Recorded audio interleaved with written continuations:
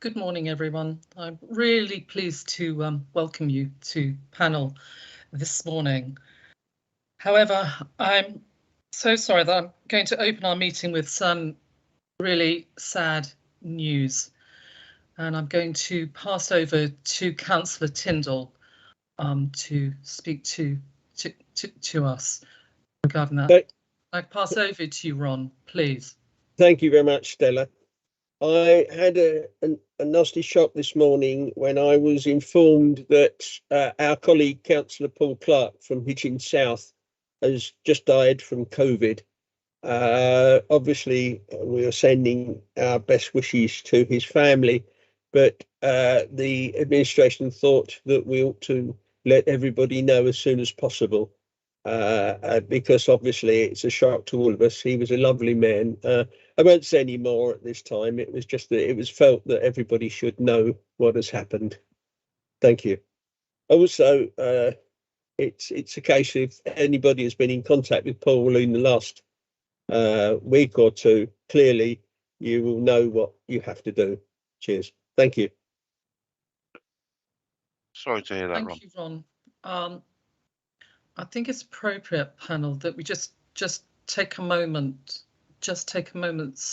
silent out on this one, just to absorb and with respect to Paul.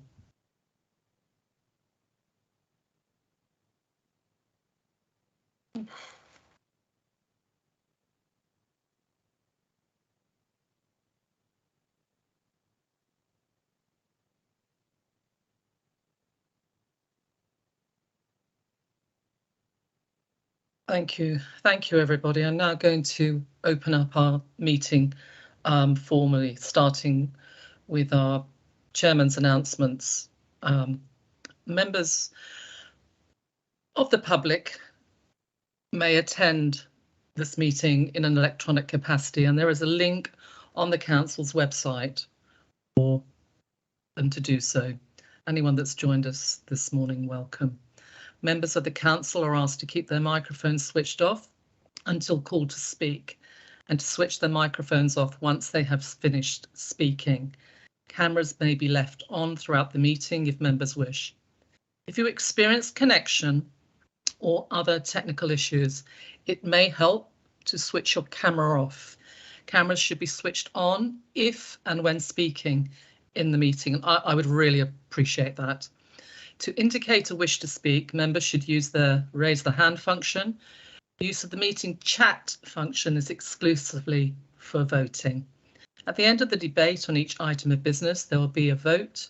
Members should vote using the member chat function by indicating for, against, or abstain. I will declare the result after each vote. Breaks of at least 15 minutes will be held every 2 hours and will be taken after a speaker in the debate has finished speaking. If we are voting, the vote will be concluded before the break is taken. Other breaks will be incorporated as appropriate. Member changes. Councillor Helen Campbell is substituting for Councillor Paul de Court, and Councillor Colette Wyatt-Lowe is substituting for Councillor Richard Fake. I have no apologies, and I would ask as members that you all introduce yourselves, please, to the camera. Just starting with Councillor David Barnard. Chairman. Stella, he won't be joining us because he's not well. Thank you for letting me know. Councillor Nigel Bell. Thank you, Stella. Councillor Nigel Bell, Labour member for West Watford. Thank you. Thank you. Councillor Helen Campbell. Thank you, Chair. Yes, Helen Campbell for St Albans North, Lib Dem, and substituting for Councillor Paul de Court this morning. Thank you. And thank you. Councillor Leslie Greensmith. Leslie Greensmith, Conservative member for Goths Oakenbury Green. Thank you very much. Councillor Fiona Guest. Fiona Guest, Conservative member for Hemel Hempstead North West and a practising community pharmacist. Thank you, Fiona. Councillor Peter Hebden. Thank you. Peter Hebden, Conservative Councillor for Hatfield East. Councillor Calvin Horner. Calvin Horner, Liberal Democrat Councillor for Bishop Stortford East. Thank you so much. Councillor Tony Kingsbury. Tony Kingsbury, Conservative Councillor for Welling and Vice Chair of this committee. Thank you. Thank you. And Councillor Colette Wyatt-Lowe. Colette Wyatt-Lowe, I represent Hemel Hempstead North East. I'm Conservative representative and I'm substituting today for Councillor Richard Thake. Thank you. Thank you so much, Colette. And Councillor Ron Tyndall. Thank you. Councillor Ron Tyndall, the Liberal Democrat County Councillor from Hemel Hempstead, St Paul's. Thank you. I believe that is all our members have introduced themselves, and thank you for doing that. I'm going to ask members if there's any declarable interest, pecuniary or otherwise, that needs to be registered. Opening up for part one. Hey, Madam Chairman, before you do, I saw in the papers that it did refer to flu vaccinations through community pharmacies. Now, the company I work for gives flu vaccinations through community pharmacies, and I'm involved in giving flu vaccinations through community pharmacies. So do I have an interest there, and is it disclosable pecuniary?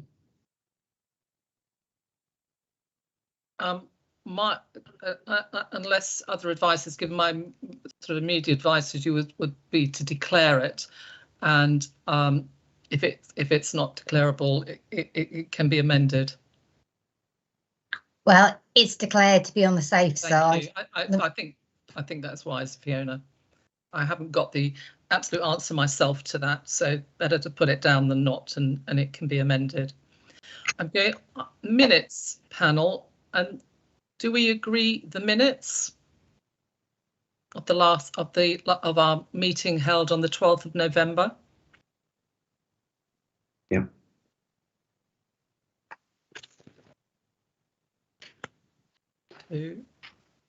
Yep. Three.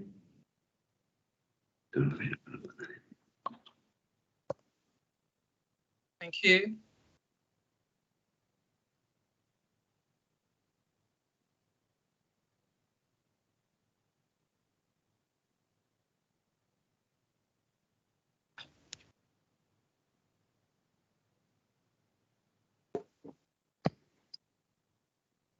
Minutes unanimously approved, agreed, and those minutes are approved. Thank you. We have no public petitions. And then we have our third item on our agenda this morning. It's our Adult Social Care Performance Monitor for Q2 for the year 2021, this year to 2022. Our presenters are Alex Ogle is going to open up and start and talk to us. Alex, are you there? I am. Thanks, Stella. Hopefully on my screen. Thank you. All right. Hopefully everybody can see the paper there. We're going to do something a bit slightly different this time. Halfway through the year and end of year, we bring some of the commissioning activity through the Hearts Care Standards, which is in Appendix 3, I think page 15 of the pack. Tim Parlow's here just to talk through that first before I go through the wider performance pack, if that's okay. I don't know, Tim, if you're ready, I'll control if you just let me know where you want to go on this pack. Lovely. Thanks, Alex. And yes, just to introduce myself, I'm Tim Parlow. I'm Head of Integrated Community Support Commissioning for Older People, but presenting today on behalf jointly, really, of the Commissioning Heads of Service. So I'll just talk you through the summary that we've got, and you're in absolutely the right place, Alex. Thank you. Although I would direct the panel's attention to the graphic that's also provided, I think on page 16 of this, which gives some charts to just illustrate the things that I'm going to be talking about. So first of all, kick off with quality. pleased to report that overall quality is being maintained across services. It goes without saying, and I'll probably say it again multiple times anyway, that obviously things are incredibly challenging, as everybody knows, across health and social care services. So I think it's really heartening to see that quality is being maintained. We're probably seeing more quality issues and having to put a bit more effort into particularly residential and nursing services. And you can see from both this summary and from the graphics that we currently have 26% of the providers across residential and nursing that are rated requires improvement. So just to reassure that with all of those, they're risk rated, and that risk rating is regularly updated, and appropriate focus and multi-agency support, by which I mean support not just from HCC's teams, but also from our colleagues, the appropriate colleagues in with NHS partners and with the Care Quality Commission. Are focused on the action plans to make improvements for those providers.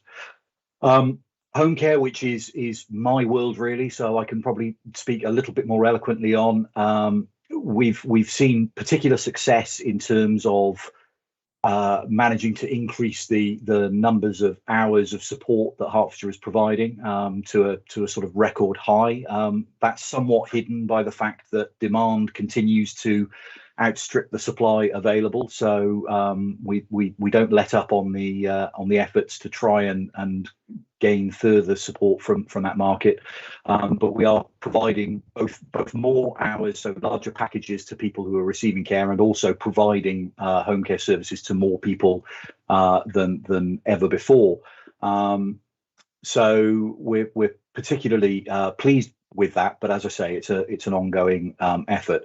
In terms of the monitoring of those services, as we come out of recovery, although it doesn't really feel like talking about recovery from COVID is particularly relevant right now, but we did restart visits to providers' premises, but they weren't formal PAMS visits. In the first instance, what we wanted to do was get round all of our providers to do an initial check on kind of welfare, both in terms of the managers and their staff, just making sure that they're coping under the pressures that they're having.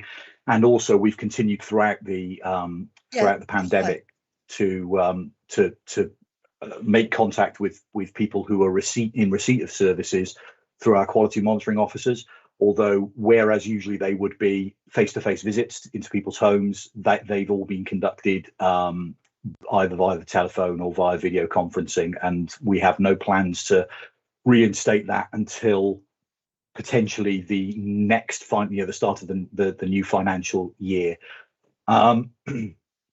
The final point I wanted to just raise on quality, if you just scroll down just a touch, Alex, this is around consistency of the way that we're monitoring, particularly with HPFT. Obviously, HPFT, a separate organisation to HCC, so a lot of work has gone into making sure that the monitoring processes and the kind of standards that we're using are matched across HCC and HPFT with regards to that quality monitoring. So then just to talk a little bit about capacity and the markets. I've already mentioned a massive acceleration of demand over Q1 and Q2. It's starting to slow slightly, although that's I think partially due to efforts to rationalize demand. So one of the things that I've been talking about with colleagues who work in the integrated discharge team at the hospitals and with our operational teams in the community is because of the challenges on capacity, we really are having to focus our support to those most in need, and I think that's really challenging for all of the staff want to provide absolutely the best support that we can, but we are having to make hard decisions about the kind of amount of support that we can actually get to people.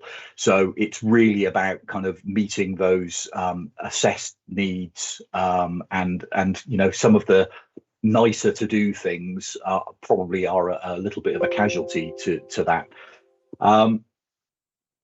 Just wanted to highlight that the average cost per package is being driven up. We've mentioned in the summary there that, just by way of trying to explain that a little bit, it's partially about people are coming out of hospital significantly more poorly than they were previously. That's probably not a grammatically correct way of putting it, but hopefully you get my meaning. And the other thing is that the stretch on staffing, and having to constantly bring in new recruits and those sorts of things mean that quite often we're having to bring new staff up to speed, which has a cost implication as well, because it's about shadowing rounds and making sure that inexperienced staff are working alongside more experienced ones. Just wanted to draw your attention, the uncovered list for home care. Back in March of this year, it was a historic low in terms of the number of people awaiting packages of care. It's now, unfortunately, the other way. It's now probably as high as we've ever seen it. Just to reassure in terms of those numbers, one, there's an awful lot of work that goes into managing that uncovered list. Uncovered is not a phrase that any of us are really comfortable with using, because it implies that that's people who are left with no support at all, and that's not always the case. That the list will contain everything from people who are at home in the community with no formal support, then stepping up to people who have support, but it might be from family members or voluntary and community sector organisations, so it tends to be slightly less formal, right to people who are actually in receipt of care, but have expressed the desire to change care provider, or that they're in a bedded provision and awaiting a transfer home as soon as we can get the care to support that. So I wouldn't want anybody to think that when we talk about those, that's an absolute number of people who are getting nothing at all. That's not the case. That list is regularly RAG rated, and those that are the highest risk in the loo time between us getting care packages, obviously they're prioritised for care packages and would be first in the queue, but up until we get that care in place, they are receiving welfare calls from HCC community teams, and we're in constant touch with them and their families to make sure that they're okay. And then the final part really from me is just around the summary, and this is really just to talk about some of which I've already said. The risks and sustainability issues are constantly monitored and managed, and we obviously prioritise those for our input to the highest risk services. But capturing that overarching risk on both the ACS and corporate risk registers, this risk is the risk of capacity in the care market and sustainability. And business continuity for some of our providers is rated at severe and significant. So that's both a high likelihood of an untoward occurrence with a high impact. On staffing, because primarily most of the pressures, most of the worries that we have with providers are driven by the lack of available workforce. And I suppose this is just me wanting to finish on a slightly more positive note. We're absolutely thrilled to have been able to award some money to pay for retention payments, particularly focused on home care, where a lot of the pressure seems to be at the moment, to try and encourage staff to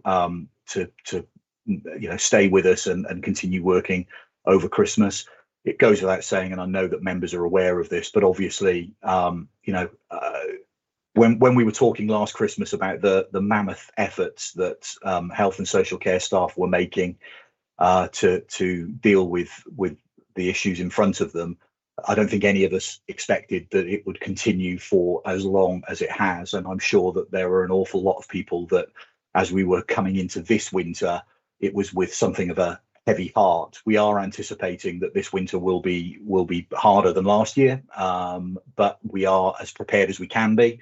Obviously, we're taking a very robust approach to trying to support our providers, financially, but with all the available advice and guidance, things like the provider hub, and keeping an eye on that risk monitoring.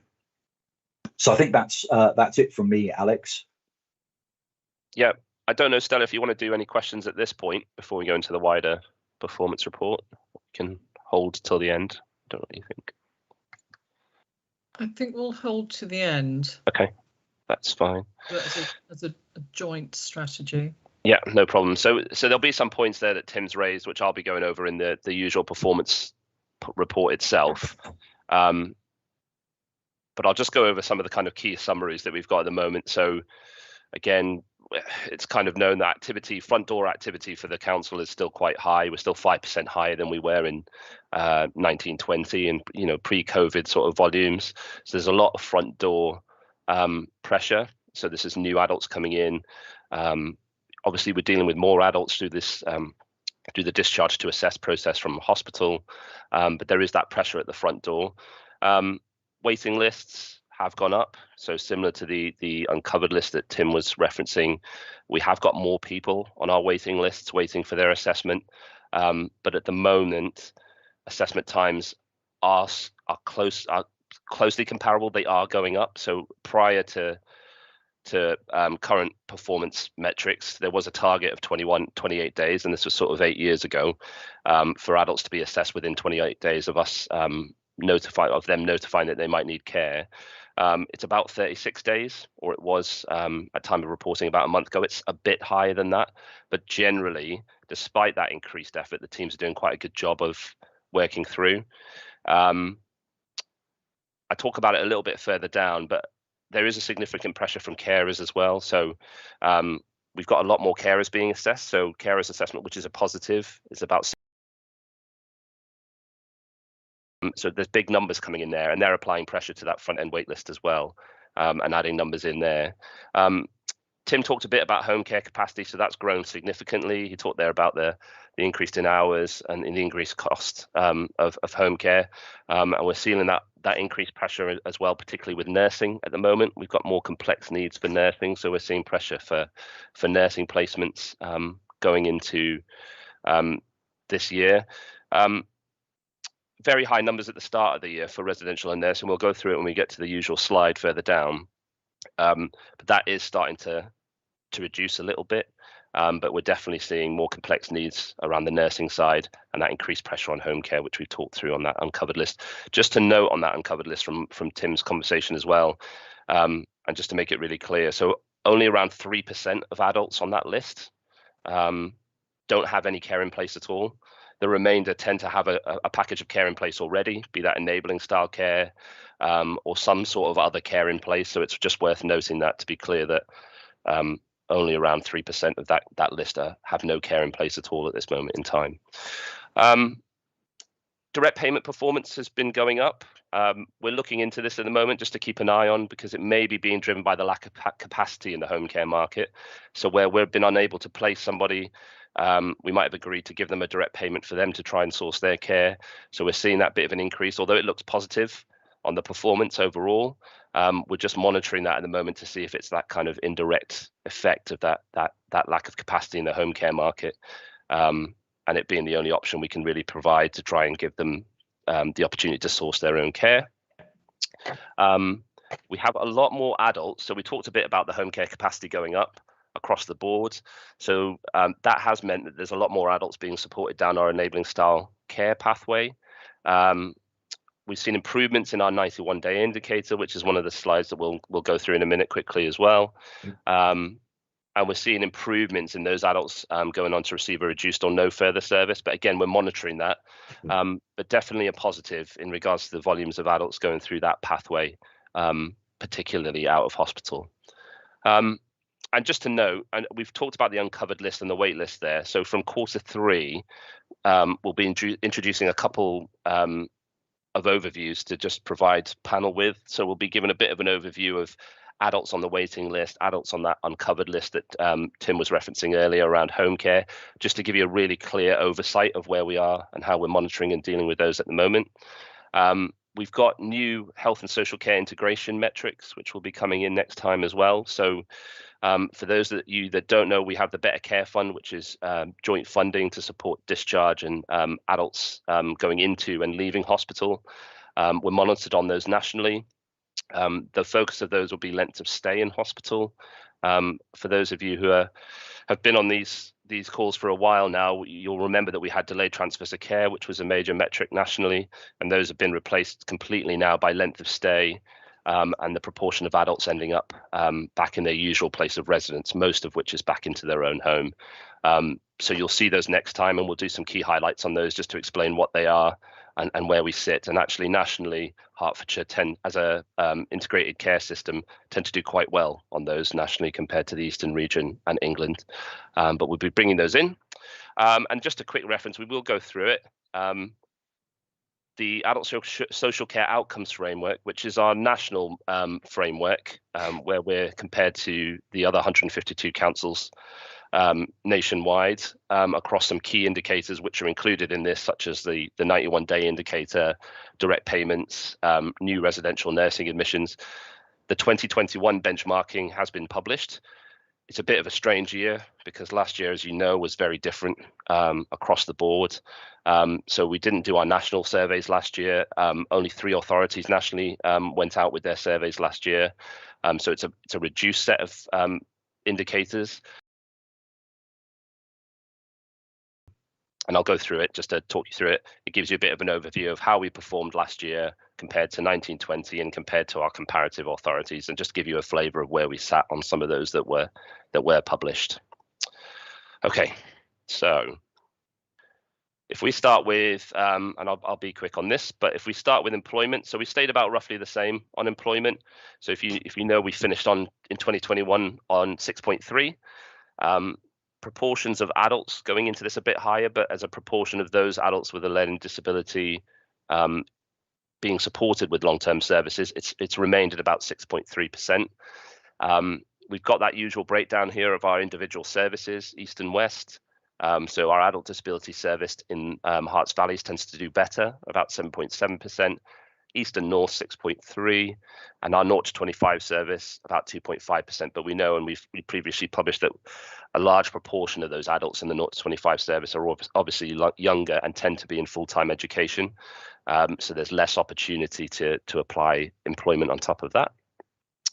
And then we've got a bit of a breakdown here as usual, just the hours worked for those adults aged 18 to 25 and 26 to 64. So majority of those younger adults in the lower hours, so 1 to 5 hours a week. Whereas if you move up to that 26 to 64 cohort, which is generally this service up here, the adult disability service, you move into that 6 to 10 hours. A couple key things to note on this one is that there's a couple of new projects that have come through. So I think we referenced last time that the European Structural Investment Fund ESIF project through the DWP will be supporting this. And there's some notes there about the kind of investment and in a match-funded project supported by an additional 450,000 of Covert recovery fund will help hopefully to improve this indicator and help to get more secure more employment opportunities for adults in Hertfordshire. The adult disability team have also recently employed 2 staff members each side of the county who will be focusing on working directly with people with their care and support plans to try and ensure that employment opportunities are part of that care and support plan where possible. So we're hoping in the second half of the year that we might see some positive results from both of those pieces of work on this indicator in particular. Okay. We talked a bit about the 91-day indicator. I won't go into immense detail on this, but performance is improving on this. It does tend to fluctuate. So we do tend to see some improvements one quarter and a bit of a drop in the next. Officially, when we report this at the end of the year, this will be looking at that kind of October to December period, which will be the real tell, because obviously we've got the major pressure over that time. But at the moment, we've got more adults going through the service, our enabling style service, and more positive results at this stage. But we're keeping an eye on that. And then, as usual, we've got the usual breakdown here by age and gender. As we know, female adults are the larger cohort that we support in adult social care. And they tend to have more positive results in regards to enabling style care than male adults, particularly those aged 65 to 74. But generally across the board, female adults tend to be more successful going through that process. Okay. Direct payments, again, we talked about this. So again, we've got positive performance on this. If you remember at the start of during last year, we had the situation where we had some reduced numbers of adults receiving services in the community. So as a proportion, the direct payment adults stayed the same. So performance had improved quite a lot. And then it kind of started to level off. There is a lot more adults than ever before receiving a direct payment. But as I kind of discussed earlier, that might be an indirect effect of the capacity in the home care market, and that being the option that we're providing service users to take a direct payment to try and source their own care. It's not the only reason that's going up, but we're just monitoring that as one of the points that might be driving that performance up. And again, we've got the service breakdown here. As usual, the younger adults doing better, but generally an increase in performance across the board for each of the service areas. Okay.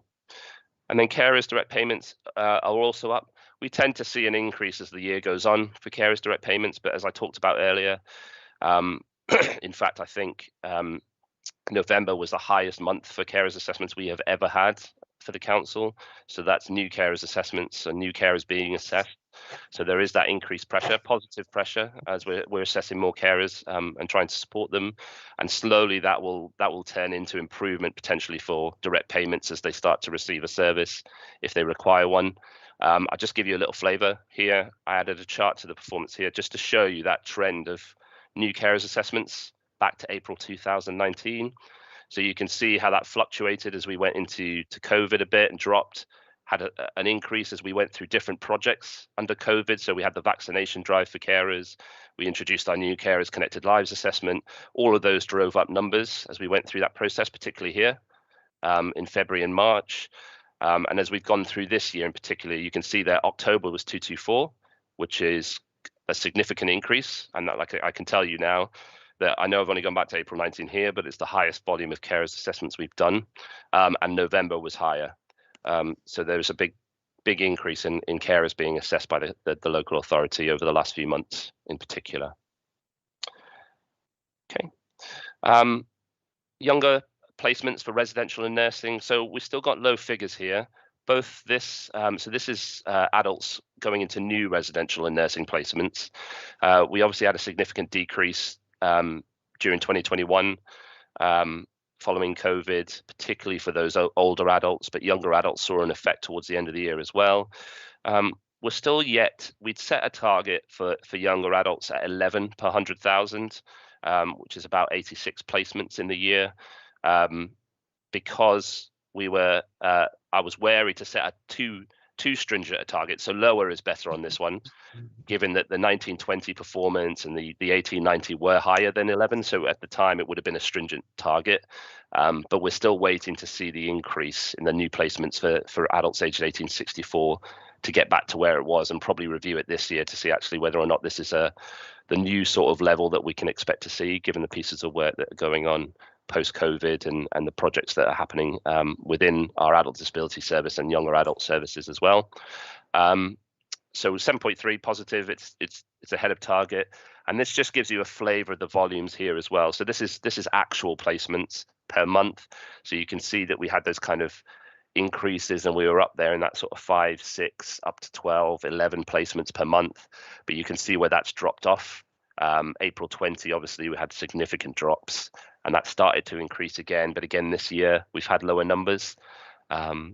And again, that is probably a slight effect from COVID, but also, like I said, we've got the projects around new supported living frameworks and providing more and more options for adults to remain independent from having to go into residential or nursing placements in the service. So that's probably having a positive effect on it as well.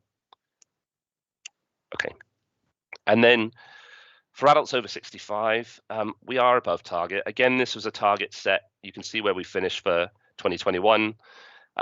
Significantly lower than we have ever been on this indicator. So that's a rate per 100,000 again, but generally that's about 1,100 placements for adults over 65. I'm sorry, the target is about 1,000 new placements. We finished below that. We finished about 800, 900 placements last year. So we went with the 1920, or what would have been the 2021 before COVID target. We are so far projecting to be above that. This is probably nearer where we were pre-1920, and at the beginning of the financial year. Again, I've got a kind of flow chart here, a trend chart showing you the volume of placements we would have usually received each month. You saw that drop off in COVID again at the beginning of 2021, 2020-21, and then that significant increase. So you can see here that the kind of average placements here would have been about 85 in the 80s, 90s, whereas here we had that significant increase as we went into the winter months in 2021. And then we had significant pieces of work around discharge to assess from the hospital, which had driven up some of those kind of high numbers. And then we're starting to see a bit of a drop off again, probably getting back to similar numbers than we were pre-COVID. These last 3 months, I haven't got November here, but the last 3 months tend to settle a bit higher. So despite that kind of significant increase at the start of the year, we're probably starting to get closer to where we were pre-COVID so far, but we're likely at this stage to finish higher than above the target. And again, it's better to be low on this one. Okay. Adult social care safeguarding, which we just include just to monitor. So we think we've settled down on safe as changes to practice, but we're expecting to see around 7,700 or so concerns by the end of the year. Slight reduction in the volumes going to inquiry, but we think that's better triaging process. We've introduced a new safeguarding portal for professionals towards the start of last year, which is having a positive effect on cases that shouldn't necessarily be a safeguarding. Neglects and acts of omission still tend to be the highest type of risk across the council. Although for our HPFT partner, it's a slightly different mix there. We have physical abuse at the top, and domestic abuse is a bit higher for our mental health partner as well, whereas it is settling higher than it's been in previous years at around 10.5%. And again, most types of safeguarding taking place in an adult's own home, followed by residential nursing settings, followed by hospital settings, acute or non-acute. And then one we've just included this time, just around adults with a learning disability. So this is a national indicator again about whether or not they are in supported accommodation, so basically living independently. So they're not in residential or nursing, and they're not homeless, or I don't think the right phrase is sofa surfing, but sofa surfing. And basically we've tended to do quite well on this. So again, this performance is probably the highest we've performed. There is a trigger point. So we tend to, for our younger adults or adults with a learning disability, about 18-19% are in residential and nursing, and there's not much we can do with those to improve this indicator. It's that small 1-2% and monitoring those that might be homeless or sofa surfing, for example, and just supporting them to be in supported accommodation or living with their own family. But generally the performance of this is well, just to show you that, although it's fluctuating a little bit depending on reporting, but you could see where we were in 1920, we were around that 77% mark. That's gone up to 78%, and that's now we're kind of hitting this and averaging this sort of 79% of our LD adults in supported accommodation or living with friends or family. Okay, so I'm conscious I'm rattling through this for you guys, so I will come back for questions. The only other thing I just wanted to go through quickly, you've got the overview here, but if I go to Appendix 2, and I'll just zoom out just a little bit, which is page 14 of your pack. This is the ASCOF overview. So these are the indicators that were reported for last year nationally, and it covers some of the stuff we talked through, which is the direct payments for service users and carers, paid employment. We include the mental health paid employment here as well. New residential nursing admissions here, the 91-day indicator. And it just talks you through each of those, where we ranked as an authority last year. I'll go through the graphs in a second because they might look a bit crazy when you first look at them, but I will explain. And then over here, it's a bit of an attempt at a tartan rug that shows the darker the color, the better the performance. So it compares our 2021 performance with 1920, our comparator authority group, which is listed here. So it tends to be shire authorities or larger authorities that we have similar economic factors, sized populations, etc. The Eastern region and England. And you can see that generally across the indicators, we performed better than our comparative groups. And I've put these lovely charts in here just to give you a flavor, because the way they rank this is that they just rank it directly, so that if, say, 100 authorities are on the same score, they will all be ranked 1, 2, 3, 4 down to 100. So we would appear as 102. If that makes sense. So it's just trying to give you a bit of a flavor, particularly for these first two, when we talk about carers receiving self-directed support and we're ranked 101. You'll note that there's a long list of authorities up to Buckinghamshire that are on 100%, and we are 99.6, which is a small handful of adults where the system hasn't quite shown that they've got a personal budget and have had that discussion. So it's just to give you a flavor alongside the national ranking number to say, actually, although that ranking looks high, a lot of authorities are on the highest level, just to give that bit of flavor. And I hope it does that, if that makes sense. I have absolutely rocketed through that. So any questions we have, I'm happy to go back and talk through. Thank you, Alex, and thank you, Tim, as well. I think it was good to see them both come together. Panel, I have lots of hands up. The first hand that was up was with Nigel. Nigel, would you like to ask your question?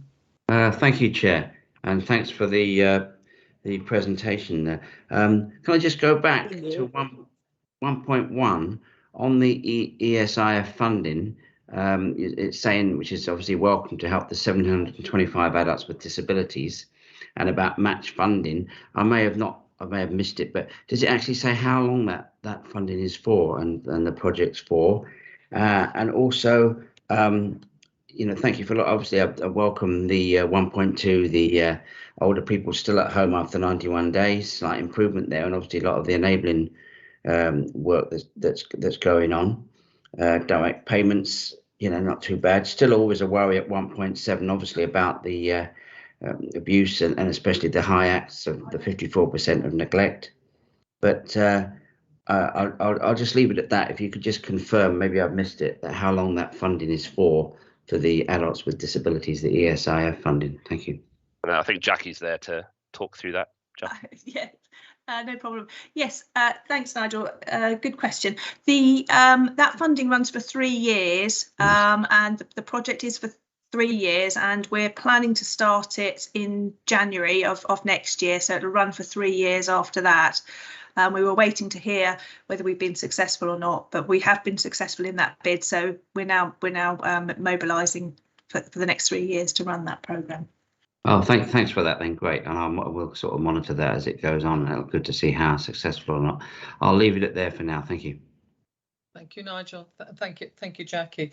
Fiona, your hand was up next. Yes, it is indeed, Chairman.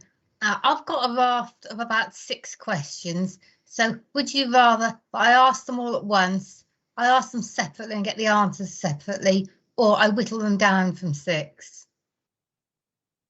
Well, I don't know what the 6 are, so I'm not going to whittle your questions down. But if you could ask them and see if it's necessary to get to the 6th one. Indeed, the first one is that's on page 5 and the background, the ASCOF indicators. That a selection of them have been presented to this committee. So how were the indicators selected, the ones that have been presented to us?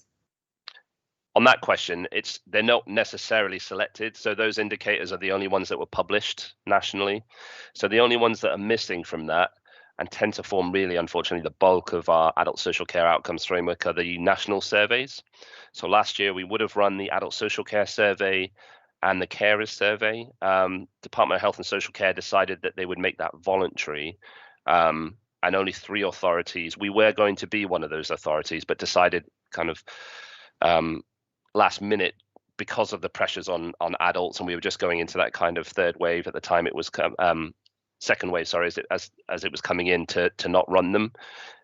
So basically, it's only been those that are up there, those ones that were published and that all authorities nationally actually submitted for.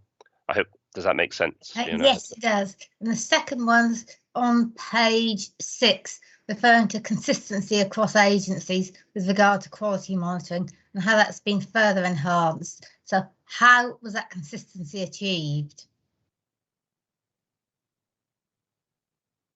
Is that one for Tim, Fiona? Sorry, was that the commissioning review? I think it probably is. Probably is. Yeah, sorry, apologies, because it's part of the mental health commissioning. I'm not really an expert in that. That would be my colleague Simon Patterson. But my understanding, so I'll give you the answer as far as I can, and then commit to going and getting more detail if you require it. But my understanding is that it's basically around the way that our residential and community service monitoring officers have worked with their counterparts in HPFT to share the outcomes frameworks that we're using, the PAMS model, and to just try and get some consistency about the kind of questions that monitoring officers are asking and the evidence that they're seeking. So what we've done is just work the joint project, getting those monitoring officers together and agreeing a single approach rather than having the 2 different bits looking at slightly different things. Thank you. That has answered the question. And the third one that refers to capacity and markets, that's item 2.3.2, it's not on page 6, and that's referring to handbacks. And has Hearts at Home stepped into situations that members have not been previously made aware of? No, I'm not aware. I'm not aware that they've taken any wholesale since one that I would imagine did come before this panel, which was right back almost at the start of Hearts at Home being in operation. That was with a company called Lease of Life, where we got a whole contract handback, and Hearts at Home took all of that work. Since then, I couldn't put my hand on my heart and say they haven't taken any individual packages, but we haven't transferred any wholesale contracts to them.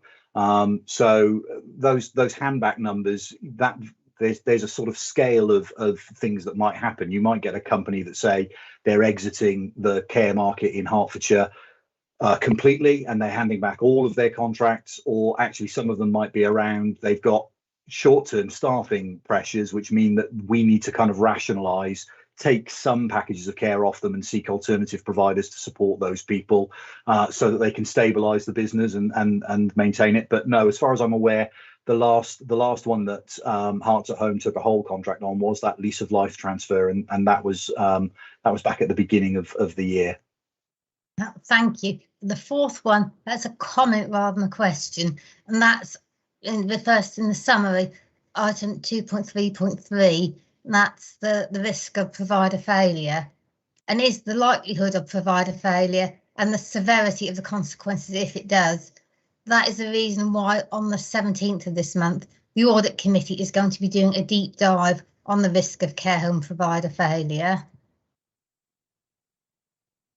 Yeah, and obviously we've done a lot of work preparing for that in terms of just detailing some of the things that I have alluded to, but not given great detail on, around what our mitigating actions are around those things. So I think we welcome the opportunity to discuss those with members.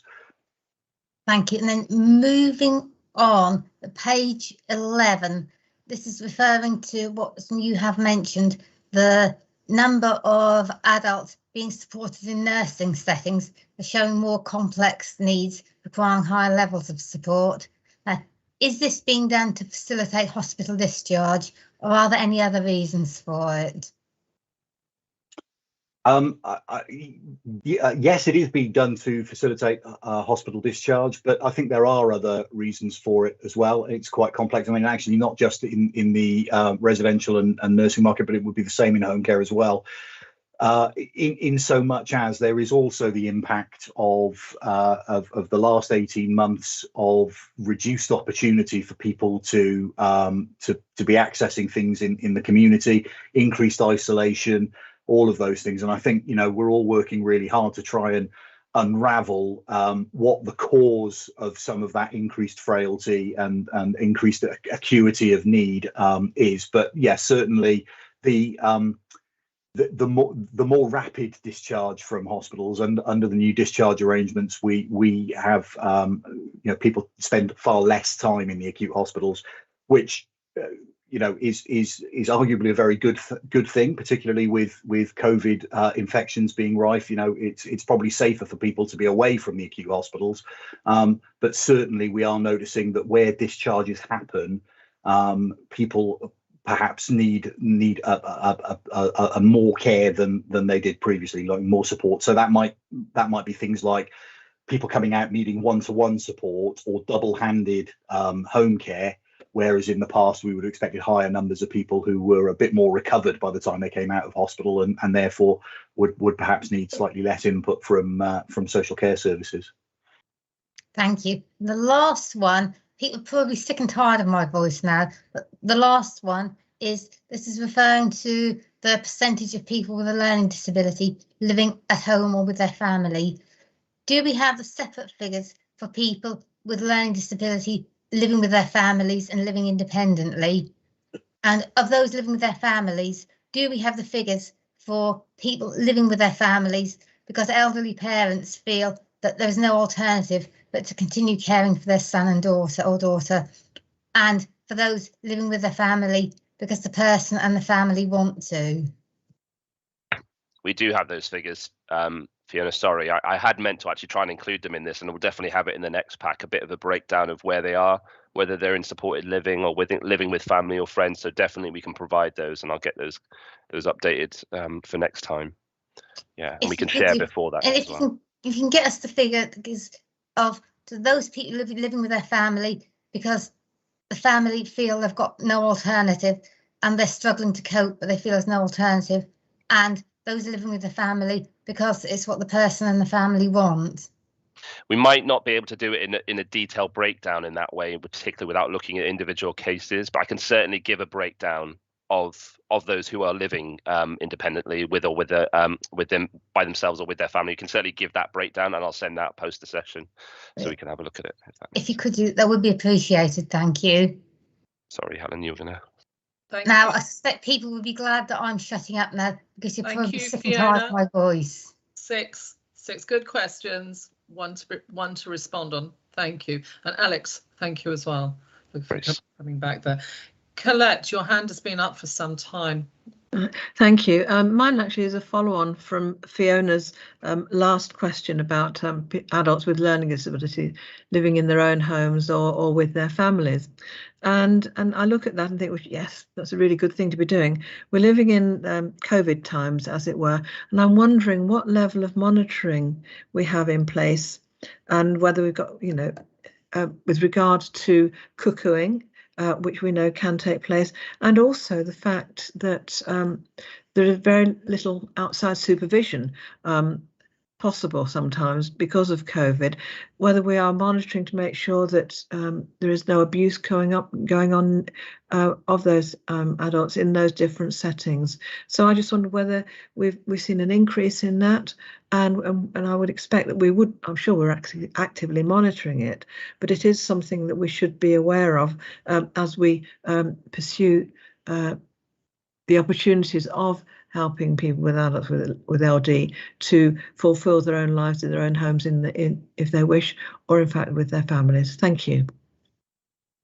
Thank you, Colette.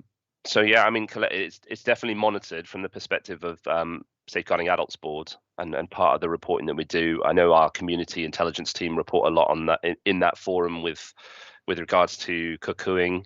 And we obviously monitor on those adults with a learning disability that are part of safeguarding concerns and inquiries. I can look into that a little bit more to try and feed back some wider information and linking the two. Helen, I know you've got your hand up, so I don't know if you were going to. I was also, I think you're absolutely right, Alex. That Safeguarding Adults Board it is closely monitoring the overall picture around safeguarding. I attended that board yesterday where we had a really good discussion on the data.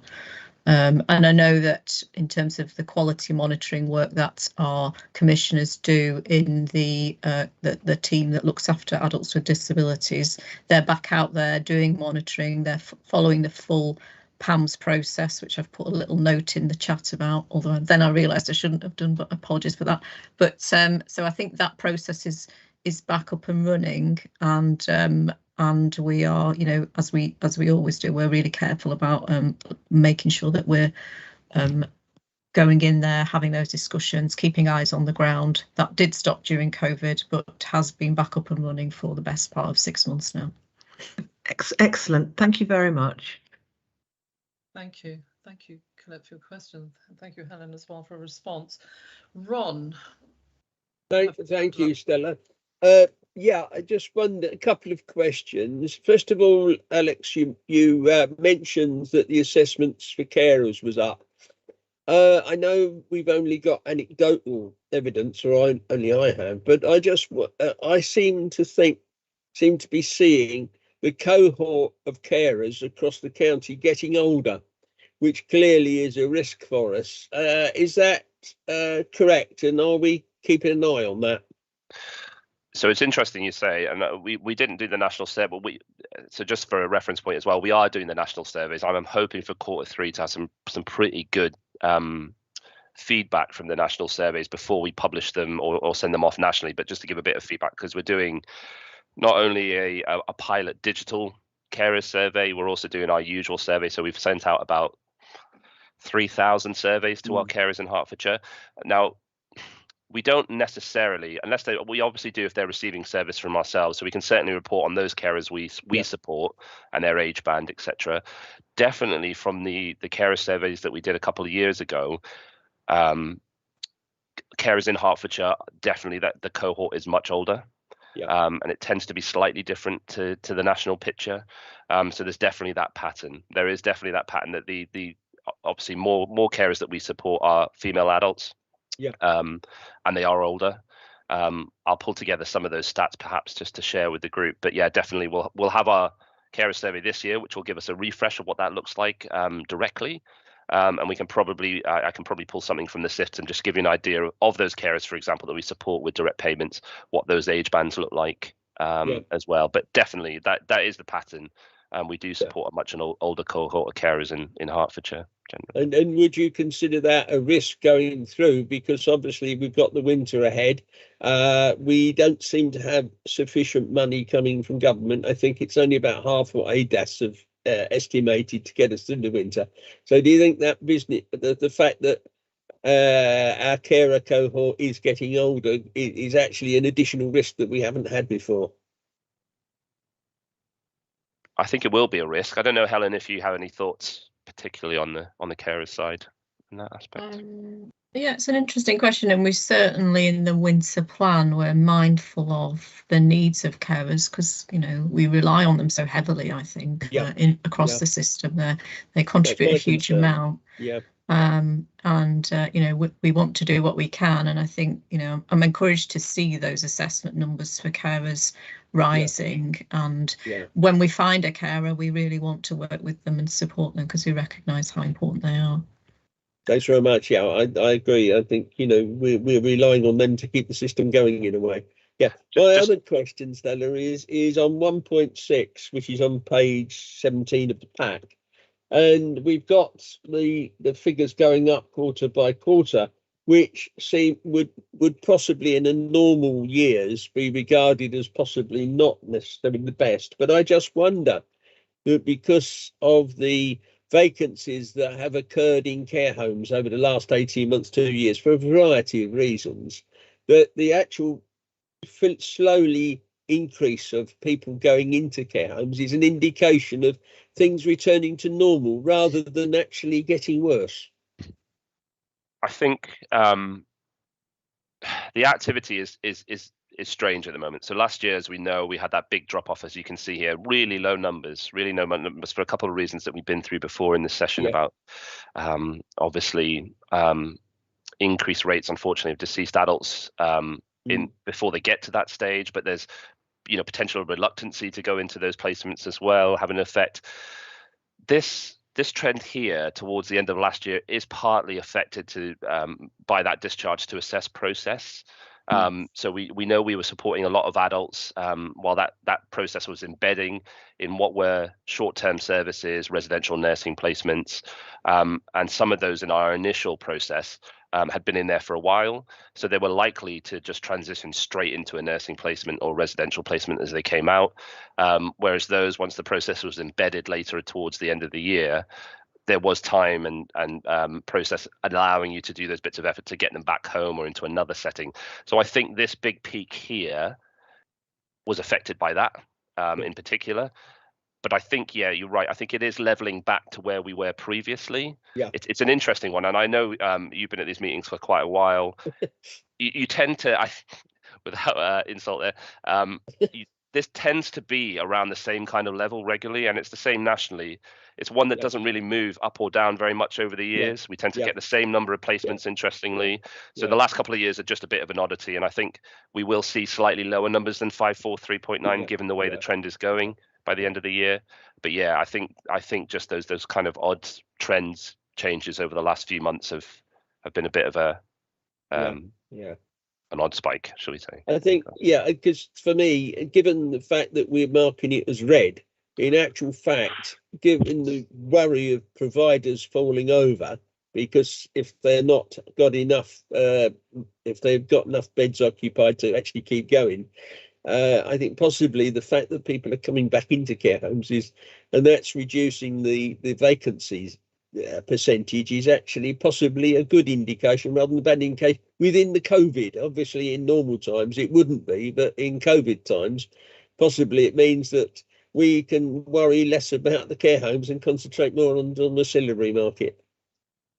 I don't know if I'll come in. Would you agree? I think it's really challenging, isn't it, to know really what the position is, and I get your point of view, Ron, and I think it depends on which perspective you look at it from. I think there's been an awful lot of additional external funding going into the care home market, and I suppose my worry is as we get into the new financial year, if that funding falls away, then what might the underlying picture look like? And we know that a number of providers have sort of mothballed capacity and sort of shrunk down. They may not have closed, but they've shrunk. We've had, I think, something like 4 care homes close in the last year.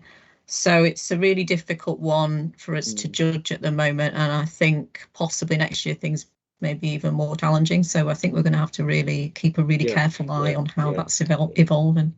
So if we survive the winter plan, we then possibly have an interesting spring. I think we've got an interesting couple of years ahead, really, as the impact of COVID sort of unwinds itself. Yeah, thanks, Helen. Just to really quickly add, Ron, because I know you were just talking about carers. It's just to add to that, and I think I've talked about it before, that we introduced in the last year a new carers in case of emergency plan and a portal for carers as well. And we're seeing good volumes going through that. And that is basically to support our adults in case there is an emergency and the carer isn't there to support them. So hopefully that's providing a bit of a cushion should those scenarios happen. So there's some significant work that's happened around that to give them access to put referrals in for emergency plans, and we're seeing those cases going up as well. I hope that makes sense. Thanks very much. That's reassuring. Okay. Thanks, Chair. Thank you, Ron, and thank you, Alex, for your response. Just to make panel aware that the winter plan is to follow in the next agenda item, so there will be some crossovers there. Helen Campbell, please. Thank you, Chair. thank you very much to the officers for the report and all of the details in there. I'm looking specifically at Appendix 2 on page 14. And the rankings in comparison with other, the rankings in comparison with other local authorities. It's great, by the way, to see a high number of those boxes dark, because I note from the bottom of that table that the darker the better. I wondered if I could ask you generally and across the board, what mechanisms does the team or do the teams utilise or employ to seek best practice, sharing experiences, sharing best practice when Hertfordshire is at the top of those performance tables. I'm talking about sharing with other local authorities, and obviously in the other direction. So where Hertfordshire is perhaps performing further towards the lower end, to what degree do you seek input from the local authorities who are performing better in certain areas? It's a general question about knowledge sharing and best practice. Thank you. So there's a few forums. We're particularly, I think, anyway, engaged with regional groups. So we have a regional intelligence group where, for my sins, I've now become co-chair of. But we share a lot of the data aspects on there. So obviously all the intelligence data goes through there, everything around this ask-off table. We do a lot of sharing about practice and process through there. There's a practice group regionally, Tim. There's a commissioning regional group. We're involved obviously heavily with ADAS and a lot of the projects that are happening there. And that gives us the kind of, not only the ability to share some of that benchmarking, that good practice, but also the ability to sort of get in on the ground floor generally with a lot of the kind of projects that ADAS do, because the Eastern region is generally quite engaged with the process. So for example, with the health and social care reform and the assurance processes, we're already quite engaged with what that's going to look like, how it's going to change the landscape of reporting and this kind of benchmarking and what's being monitored for adults and carers. So we do a lot of that work regionally as part of those groups. We also kind of engage with, like you say, kind of best practice areas. Hertfordshire tend to be quite good, but there are other areas that appear to do better around practice and performance. So we engage quite a lot with Liverpool, for example, and some of those kind of wider health and social care forums, where I think it's Greater Manchester area do really well in their kind of data sharing and integration with health. So we do a lot of kind of sharing with them and understanding that process to try and bring that back here. But yeah, generally those would be the kind of processes and approaches we take. And we're also, as part of the ADAS, linking in a lot around the commissioning side, and Tim can jump in here if I'm speaking rubbish, around regional tools that can compare the market, our services, activity, spend, etc. So there's quite a lot of those pieces of work going on to try and share that best practice and kind of link ourselves in the Eastern region and nationally to see where we are and how we can improve generally. I hope that makes sense. That's the question. Thank you very much. Thanks, Alex. Thank you, Helen. Calvin, can I ask you to ask your questions, please? Your question. Thank you, Chair. And I'd like to thank officers for the report, and also thank them for their offer of information about the numbers of adults with a learning disability who are living at home and in supported living, because that's something that I asked about last time. So I thank you that will be provided in future. My question kind of follows on from that, and it relates to the information at the bottom of page 13 of the report, or sorry, of the appendix, regarding the reviews for long-term adults with receiving long-term care more than 12 months. And I just wanted to check when you look at the descriptor. In fact, I think it is the last item there. When you look at the descriptor, it does indicate that we are looking to maximize the number of reviews that are taking place. But I note that the target is 70%. We're at 65% at the moment, and I was just concerned about.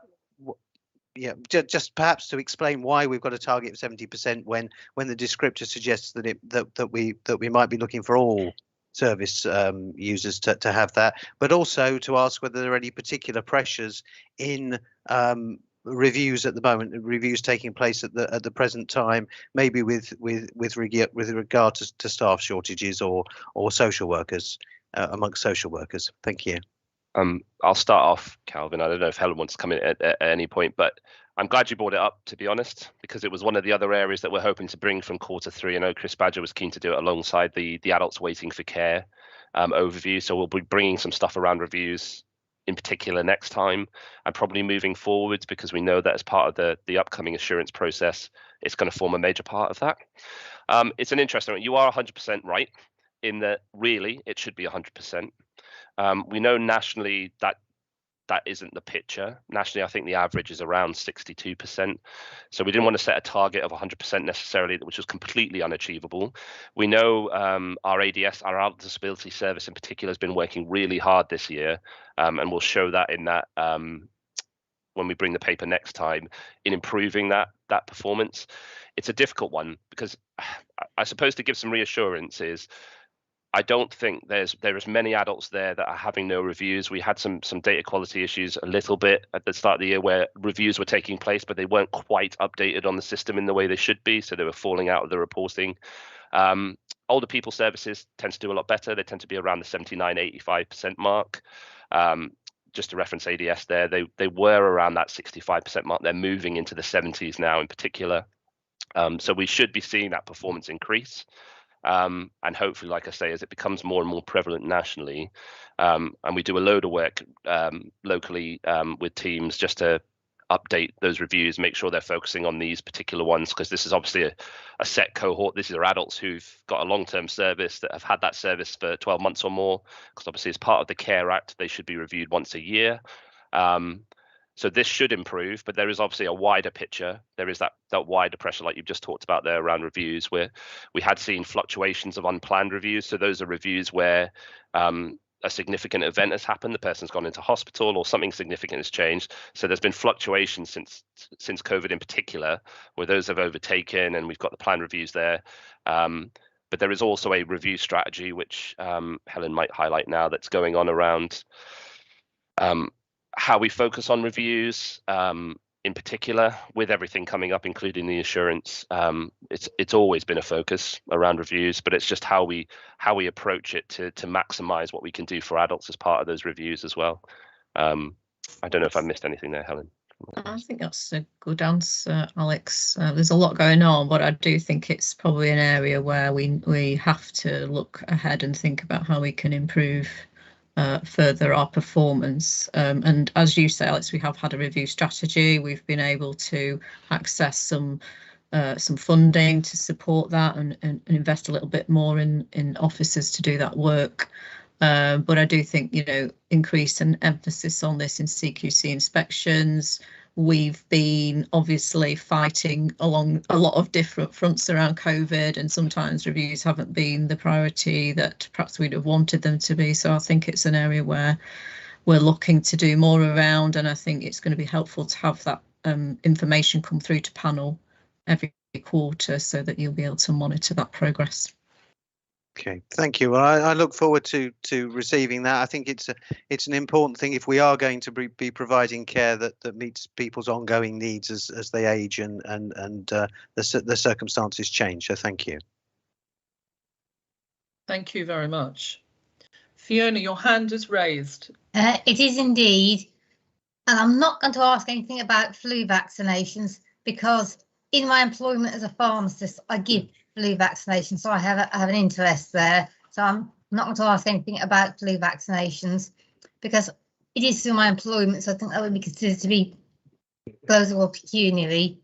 But I am going to ask about discharge of homeless people from hospital, which is mentioned on page 13, because it states that on admission to hospital, all people who are homeless or at risk of homelessness should be identified and referred to local authority homelessness services as per the government's hospital discharge and community support policy.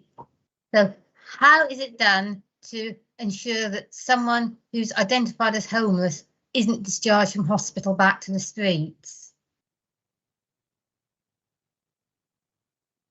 Sorry, Fiona, because I've got a slightly open different. Go on, Helen. You can.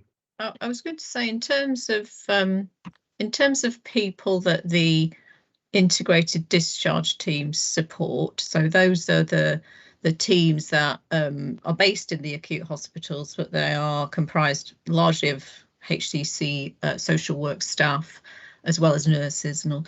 So in terms of the discharges coming through those teams, which are the more complex levels of discharge, then those teams are aware of that duty to refer those individuals over to housing authorities under the Homelessness Reduction Act, and so we've trained them in that process, and they've got good connections with those district councils and can generally find a pathway through and someone to work with in those housing teams to support around that complex side of life where it is complex. Thank you. Is that, from what we can see, is that working so that homeless people are identified as homeless and they aren't discharged back to the street? I mean, without sort of going, the side of life that I'm not so clear on is the vast bulk of people who are discharged from hospital on a day-to-day basis and don't come into contact with our teams because they're not so complex. And my guess is, but I'll have to come back with a bit of a briefing note for you. My guess is, Fiona, that most people who are homeless would be seen as having sort of complexity of need and therefore would pass through the IDTs. And so assuming that is the case, then I'm fairly confident that those IDTs have got good connections into homelessness teams in district council offices. But I will come back with a little bit more of a thoughtful note for you, Fiona, on that question. That's okay. Thank you, Helen. If you could come back to the whole panel, that'd be great. Thanks. Thank you. Thank you. I see no further hands up. Is there any further questions, panel, before we look to note these two reports? Going to invite you now to note the report and comment. First of all, we're going to break it up in two on the Q2 performance.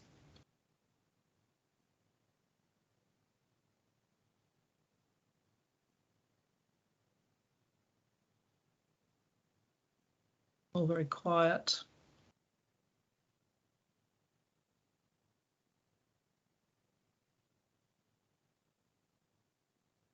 Peter, thank you.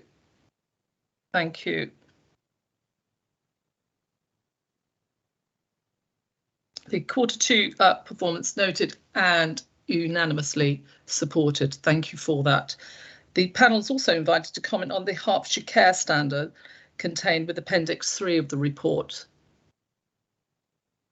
Colette, thank you. Ron, Fiona, Tony.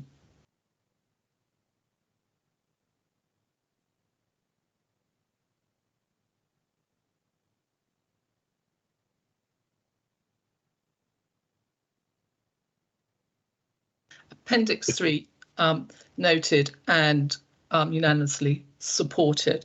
Thank you so much.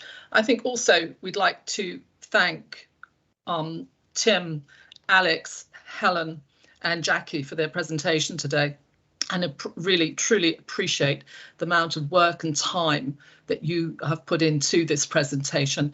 And as chair, I would like to reach out to you and say thank you very, very much for time spent on it. I appreciate we've had 18 months of times of change and difference.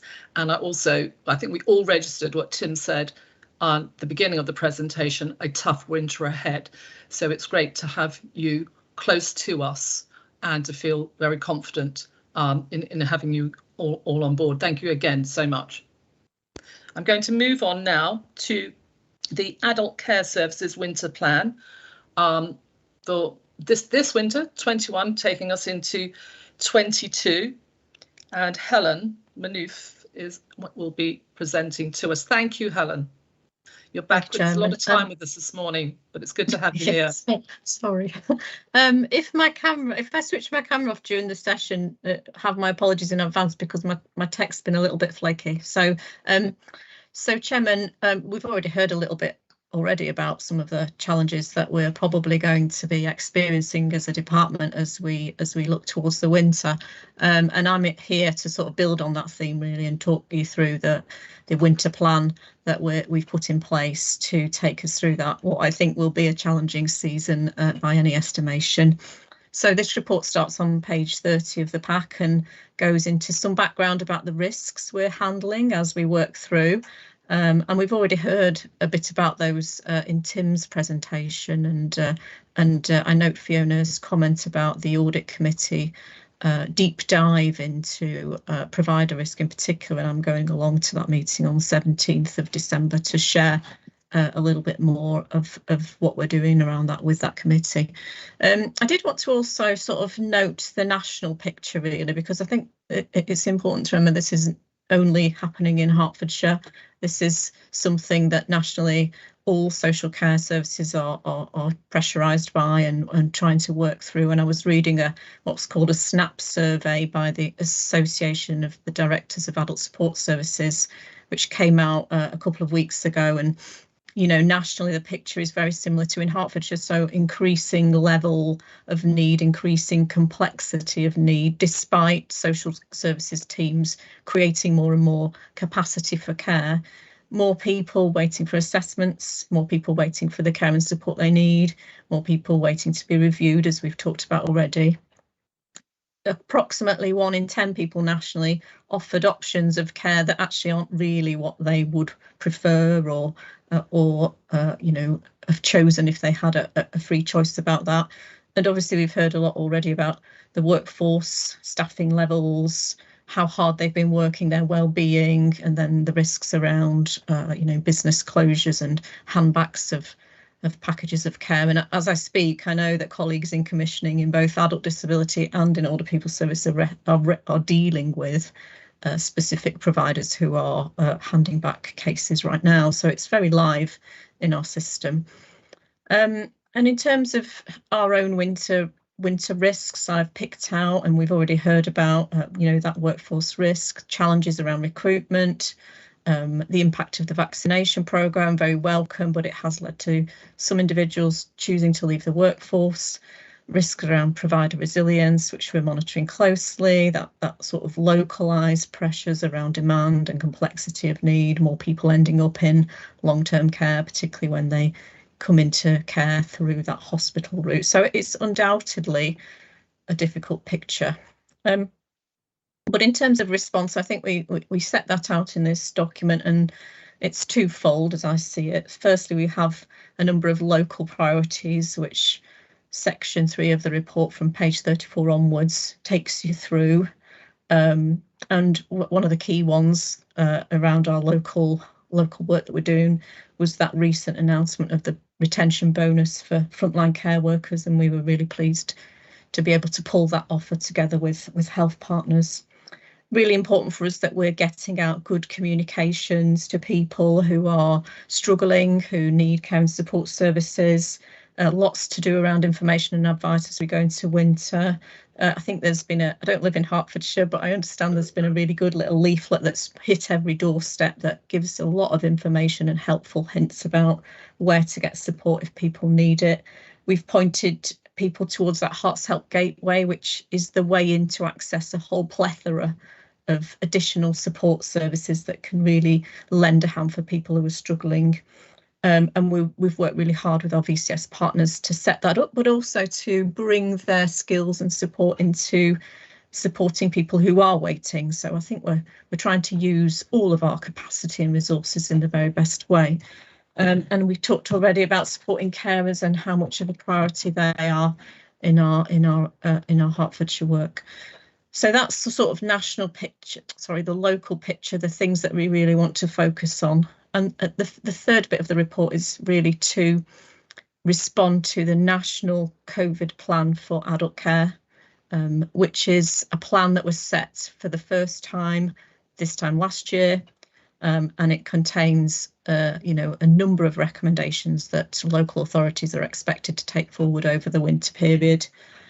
Pleased to say that for the most part, those actions are well embedded in our practice because they do continue along themes that we've been working on for, you know, for the pandemic period.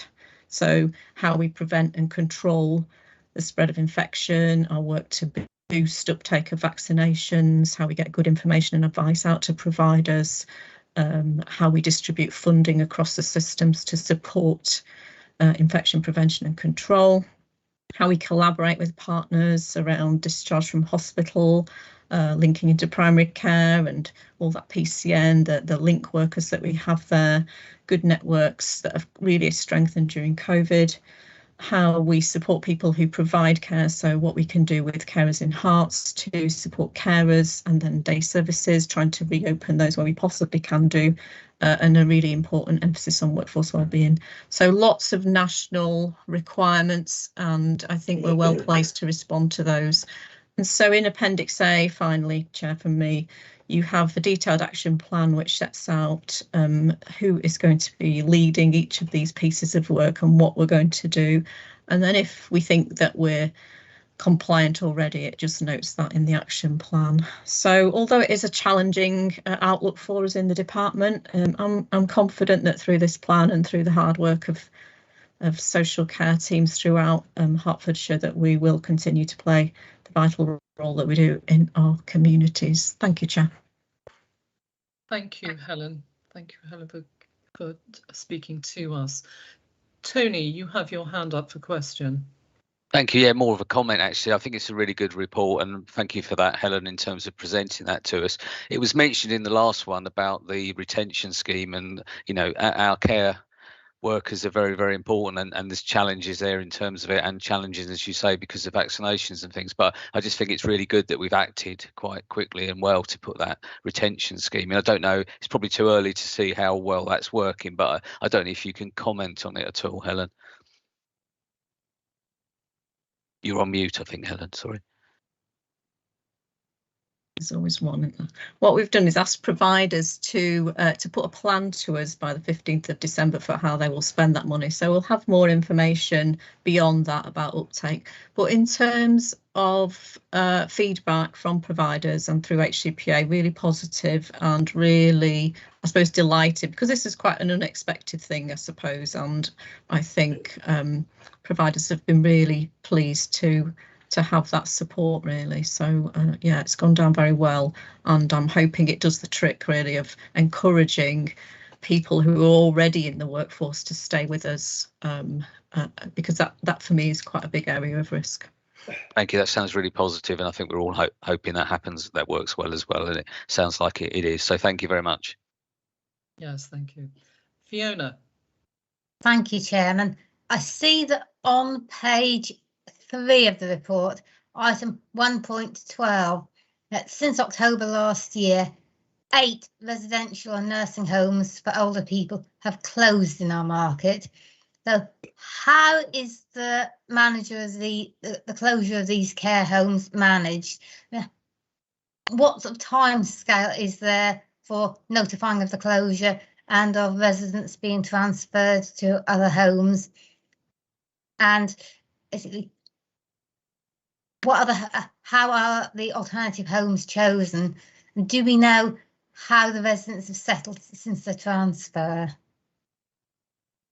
We have quite a well-established policy around care home closures. So in the normal run of business, where it's a planned closure, we work really closely with the homeowners to plan the approach and how we're going to communicate with the residents, how we're going to communicate with families, how we're going to assess people. And so normally there'd be, I don't know, typically a 3-month notice period and a period where we can work closely with individuals. And, you know, in terms of where an individual would move to, then that would be very much a decision that would be made by them with their families in consultation, and we'd be providing all the information and support that they need to make those choices. Sometimes, you know, particularly during COVID, we've had sort of emergency situations where for there was a particular example earlier in the year where a home had to close at very short notice, and it was our job as officers and the council's duty as provider of last resort to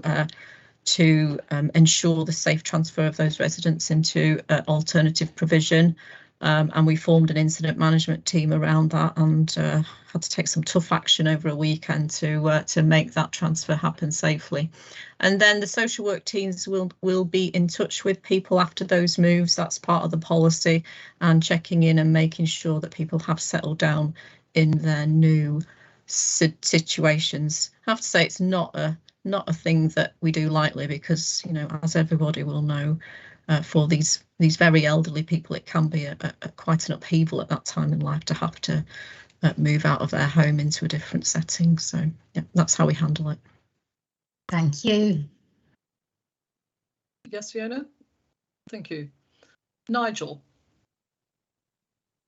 Thank you, Chair. And can I also welcome the, as Councillor Kingsbury said, the bonus scheme and the retention schemes, and obviously we'll be looking and hoping that the administration members there will be obviously pushing for more of this in the budget settlement as we come up to February. But as I said, it's very welcome, and that I know the director has done his best on this so far. But can I turn to 1.14, and obviously where you say that the 69 package of care and support has been handed back to the authority since obviously July, and obviously that recruitment issues are the leading cause of these situations. Can you just comment a bit more on that?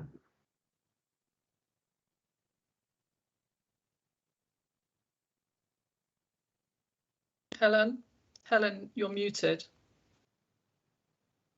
We'll get the hang of this. Yeah, that figure has increased actually. So we're handling a 40 package handback as we speak. And recruitment issues. I think it's been interesting with home care. So during the early phase of the pandemic, we were actually in a sort of really positive market for actually recruiting people into the service, and we were, as Tim's reported earlier, we were able to grow the capacity of home care hugely for the first sort of 10-11 months of the pandemic, and a lot of new people came into care. But the capacity that we've grown has been more than eaten up by the demand. And then as we've sort of got to maybe the summer of 2021, with the wider economy opening out again, and we've all heard nationally about sort of job market pressures, the sort of areas of work that care providers could go and work into, and they've been competing strongly for those roles, and so it's become, on top of that, more difficult for us to recruit new people in. We've got a recruitment service that's organised for us by Hearts Care Providers Association, and they were reporting to me about a month ago that it's been really, really tough, and the pipeline of people coming through just isn't what it was. And so for me, that's why we've really put the focus on retention, because if we can keep the people that we've got, then we can carry on at least at the level that we are at. And I know, talking to some of the care providers, our lead providers, they work incredibly hard around both recruitment but also retention, and they absolutely want to drill into each and every individual who doesn't want, who puts their resignation forward. They really want to understand why that is and what they can do differently about that. So it's probably the key issue in our market, and I think every little bit that we can do to get people to stay with us is hugely important. And I was encouraged with the white paper to read about the plans for the professionalisation of the care workforce, because I think that's ultimately, in order to address this issue on a fundamental, sustainable level, that's where we need to head with this particular category of work. Okay, thanks for that. Thank you. Thank you. Helen. Thank you, Chair. Hello, Helen. Thank you very much indeed for the report and your presentation. I have a number of questions, but I've distilled them down a bit, actually, and a couple of them are linked. One of them is about going back to retention. Quite honestly, when we see the words extremely high risk in bold in this winter plan report, it is not surprising or shocking, but it's very, I can only imagine the pressures that your teams are under. And what I specifically wanted to ask you about in the context of retention is staff welfare. So you talked about people being asked when they put their resignations in that you sit them down, or your relevant colleagues sit them down and ask them the reasons why they want to leave. I wondered if you're able to characterise at all any of those reasons. And secondly, if people do want to stay but are simply saying they can't cope, I think that's completely reasonable in the current circumstances, but I wondered what is being done specifically with regards to staff welfare in the context of your you seeking to maintain retention. That's my first question. Oh, I think you're muted again. Thank you. I'll try and talk about that one then. So in terms of the external care workforce, that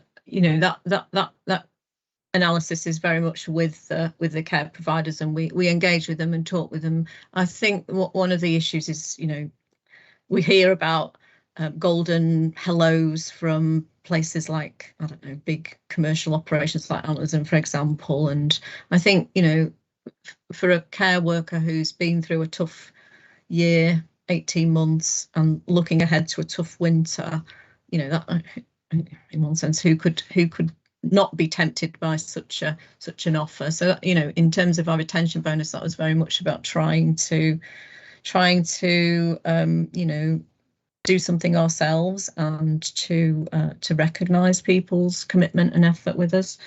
And more closely, obviously, to the professional workforce. So sitting under me, there's lots of social workers and community care officers, and again, those teams of their commitment. I couldn't tell you how proud I am of working alongside people who've given so much. And I think risk of burnout is very real. I think that's something we're really well aware of in the department, and we've been aware of it throughout the COVID period.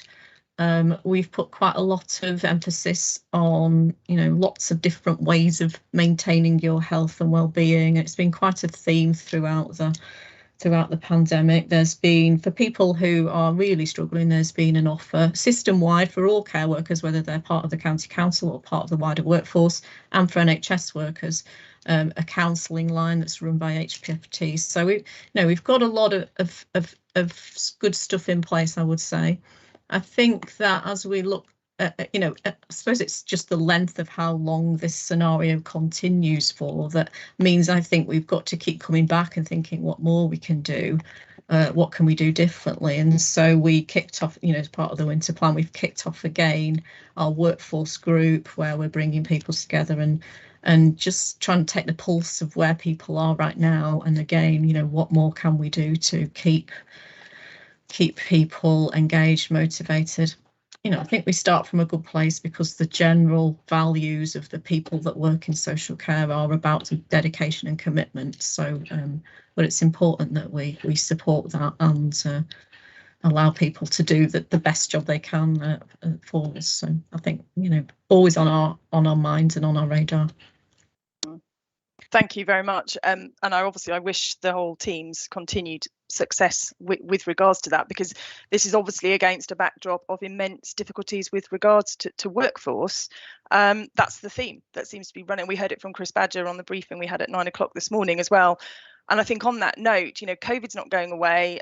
When you look at the winter plan and the pressures that you're all dealing with, growing acuity of need, I don't know what the reasons are for that. It's not, I could ask that question, but what I really want to ask you as well is, against this backdrop,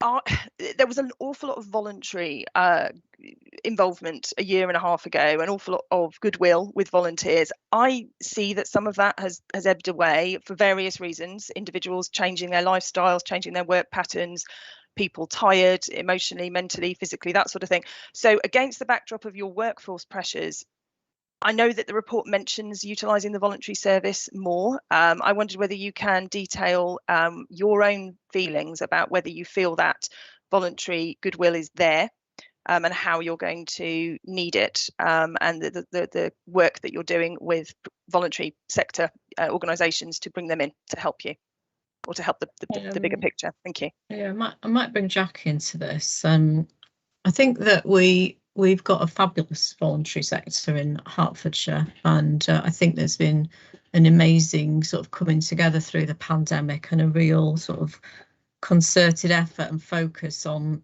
working as a single team almost. And I think that the intention behind the new VCS strategy is very much to build on that and give those voluntary sector organisations a real strong place at the table. And there's going to be, well, I think it's already up and running, but a new board that is going to be looking across the whole of the volunteering spectrum and make sure that we're making good decisions together, really, rather than, a bit like Chris was saying in the briefing, not setting up these organisations to compete against each other, but to work together collaboratively. In terms of the appetite for volunteering in Hertfordshire right now, I don't know, Jackie, do you have any thoughts on that? Yes, I mean, I think, Helen, it's a really good question, and it's something that's definitely on our radar in terms of, as you say, there was a big outpouring of response in terms of the initial response to COVID, and there certainly has been a drop off as people have gone back to what they would sort of their more I hasten to say more normal lives, but they've gone back to what they were doing before, and also there is a bit of burnout with the VCS as well. They're experiencing some of the same pressures that our own staff and care staff are experiencing. But there is still a strong VCS response, and we're trying to make sure that we've got that coordinated, as Helen said, through the strategy and making sure that we've got a coordinated response. I think my nervousness always with the VCS is it's seen as the panacea and what's going to solve the problem, and we do need to be mindful of the capacity. There is a limited capacity there, and I think health and us need to be really careful that we are prioritising and working together with the VCS to make sure we've got a really good coordinated response, and that we make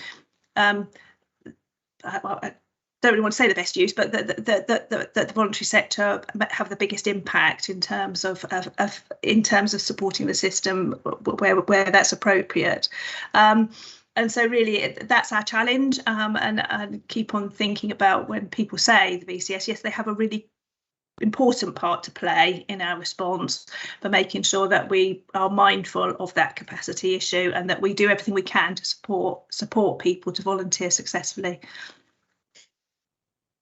Thank you.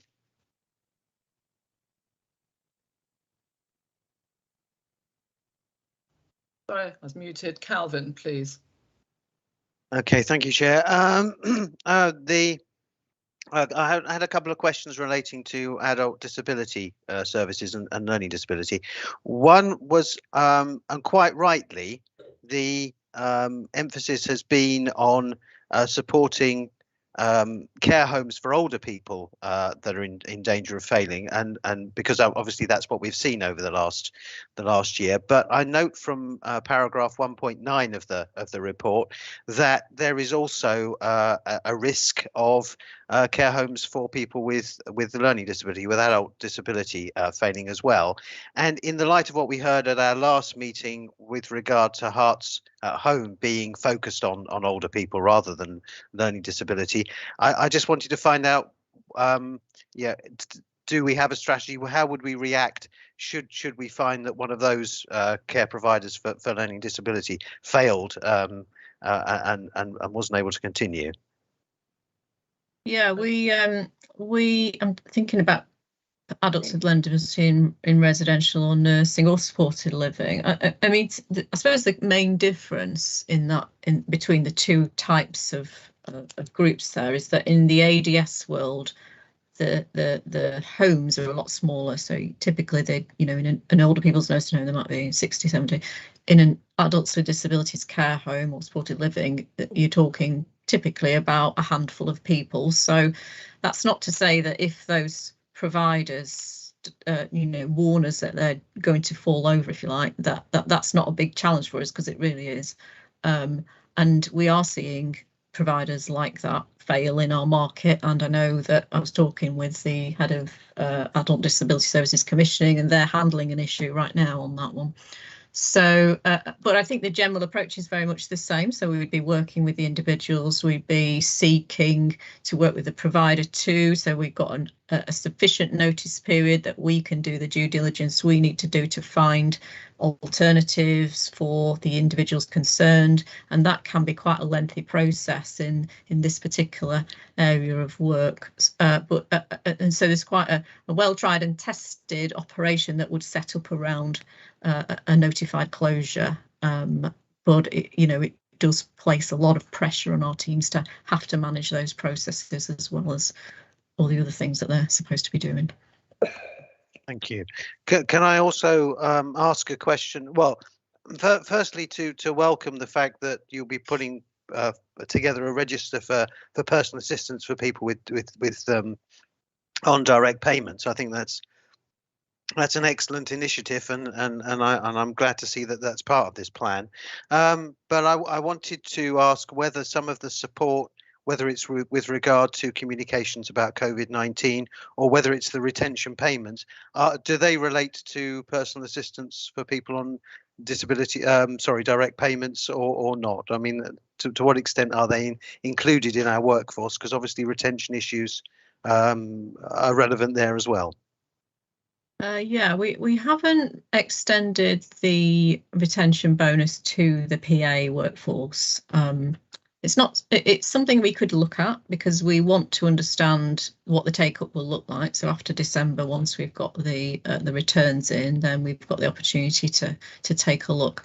But they are very much included in the information and advice. We're doing a set of specific FAQs for people with direct payments, just around preparedness for winter, making sure they've got contingency plans. And we've been communicating with that population during COVID too. So they're very much included in that whole drive around making sure they're going to be able to get help and support if they need it, and to just think about how they're going to, manage their sort of contingencies through that winter period. Okay, thank you. Thank you. Ron, your hand remains up. Thanks very much. Yeah, Helen, I just wonder if I could. Someone's got a mic on. Right, Helen. Oh, that's better. Yeah.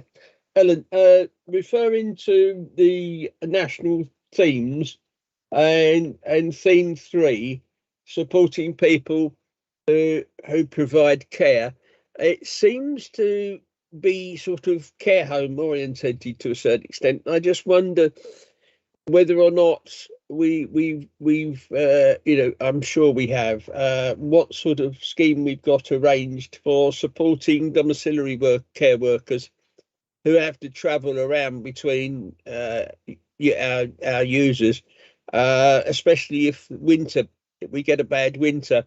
And also I've noticed anecdotally that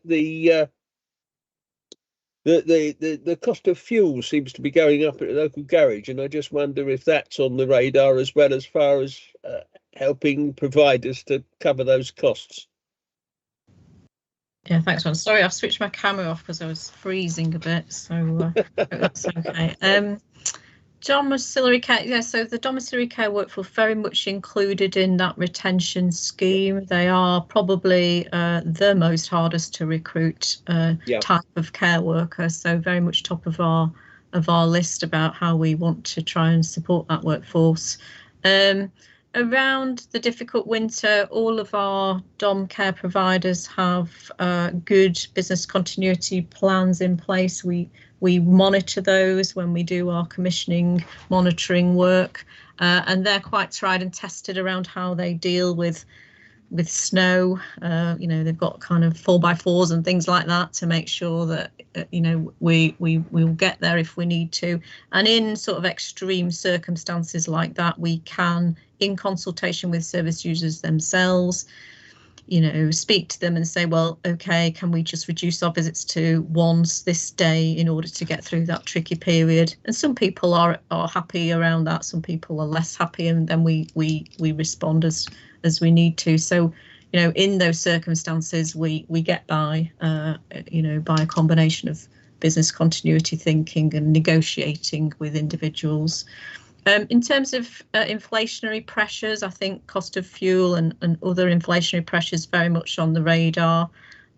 Jackie and I meet regularly with Hertfordshire Care Providers Association, and we talk to them about their cost pressures. And I know Jackie then, takes all that away, reflects on it, and it helps in her thinking about the sorts of proposals that we ask members to support in the budget. So, and I think Hertfordshire has always had a really good track record of being very fair with providers. If you look at what we pay compared with other local authorities, I think we stand up really well there. So that's been a good link that we've been able to make with HCPA through the years to make sure we really understand pressures in that market and can respond, hopefully, when we've got the opportunity to do that.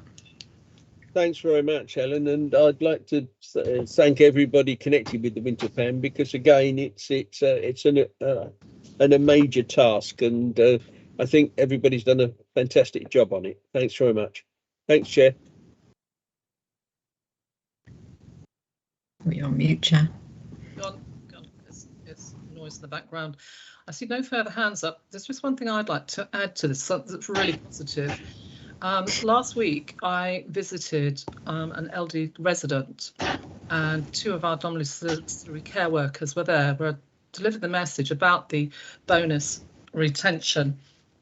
And they were absolutely ecstatic about it. They said, we feel cared for, respected and valued with this.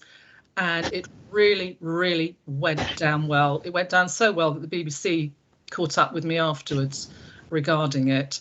And they said across their colleagues, they said they have received it with great joy, based on pure absolute respect and a big thank you to them. So I'd like just for panel to make you aware of that.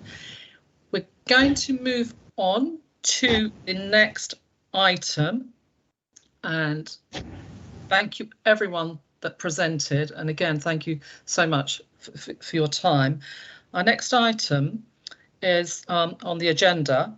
Chairman, can I interrupt you? We need to vote on the item, please. We do indeed. That's my keenness to get through. Noted. Thank you, Tony. We are noting our winter care plan. In case you think, is she noting?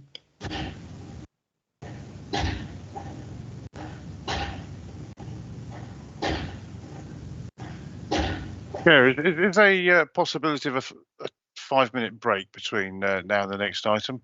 I don't know if anybody else wants that. Coming up to 2 hours. I'll see how everyone else feels about that. Let me just keep an eye on this final thing coming through. So our winter care plan has been noted and unanimously supported. Thank you everyone for that. We have come to a natural, thank you, Teresa. We've come to a natural break. Shall we take 5 minutes out before moving on to the next item? Yes, please. So it says if we're back at 12 o'clock pronto, yes? If there's time to do something. Thank you very much.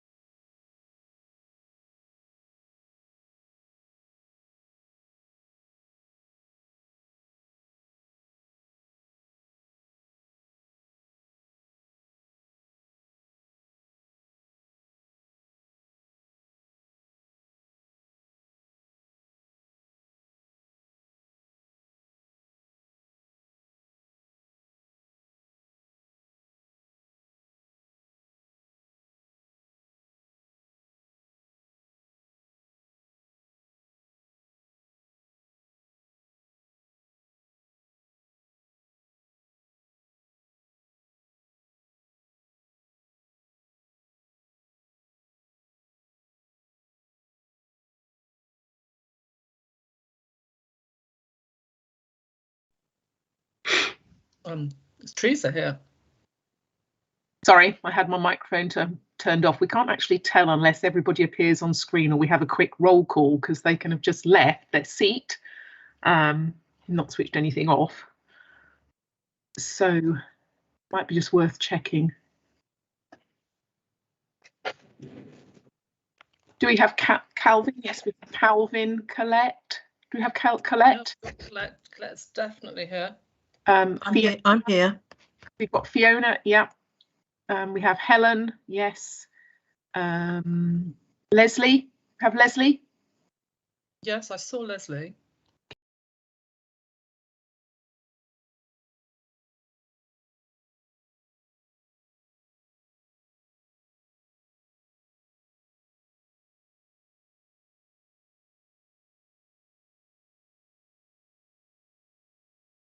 Sally's here. I can see her. Stella, hello. Hi, Sally. Tony. So we look like we have everybody here. I'll go to IT. We're here. We're ready to go. Yes. I'll tell IT.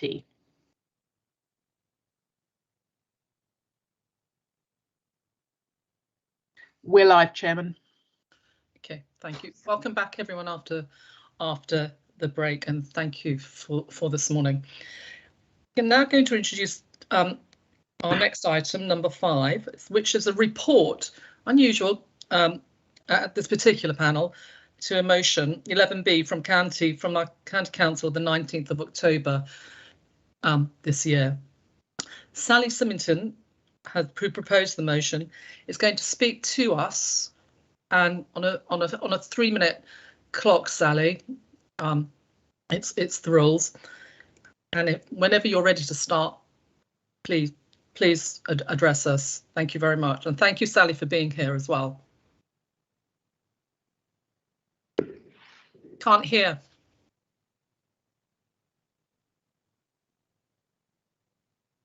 Sorry. Okay, whenever you're ready. Thank you. Yes, well, again, good morning, and thank you for inviting me to speak to the motion on violence against women and girls at today's Cabinet panel. It is with some surprise to me that this motion has been referred to the Adult Care panel when the motion explicitly mentions violence against girls as well as women. And it is disappointing that you have judged just 3 minutes enough time for me to present such an important topic. Anyway, I want to thank the officers for their report. It does, however, focus exclusively on a separate motion accepted and already passed at full council concerning domestic abuse. Violence against women and girls is only mentioned once in the report at item 4.13, and then only as part of a role to widen ambitions and objectives on domestic abuse. In the context of domestic abuse, it sets out some pragmatic steps, notwithstanding the language in the prioritised action plan is couched in could be, should be, and may benefit from, and outlines few concrete plans. I also note the report commits no additional funds. Whilst taking action against domestic abuse is a vital part of the Council's work and is to be welcomed, domestic abuse is a subset of, and not exclusively confined to, violence against women and girls. We must avoid, however inadvertently, conflating these issues. Her Majesty's Inspectorate of Constabulary and Fire and Rescue Services recently classified male violence against women and girls as an epidemic and called for fundamental cross-system change. As Herts County Council, we should be playing our part in this. 11 police forces in England already recognise misogyny as a hate crime. Last week, Priti Patel agreed to change the policing bill to make it clear to councils, police forces and other local agencies that they must treat domestic abuse and sexual offences as seriously as knife crime and homicide. So, why is this motion important? Because from cradle to grave, male violence against women has a pernicious impact on women. It means girls grow up fearing things they should never have to think about. Women, it makes women feel unsafe in all parts of the community. The threat of violence makes women change their behaviour, and the experience of violence, directly and indirectly, affects mental health and causes serious physical harm. Violence isn't always physical. Misogynistic violence is often mental, coercive, and controlling. And as we all know, in the most extreme cases, male violence against women ends in murder. Our motion calls on the leader of the council to support the campaign to end violence against women and girls. The recommendations on page 68 of the agenda pack are set out clearly. I call on the Cabinet panel to vote on these recommendations and lead the way by demonstrating that Herts County Council truly believes enough is enough. Violence against women and girls must stop.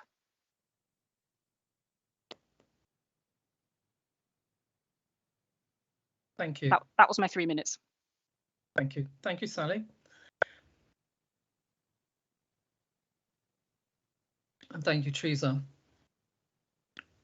Information to be absorbed. I'm going to ask Jackie and Helen Gledhill to speak to this, please.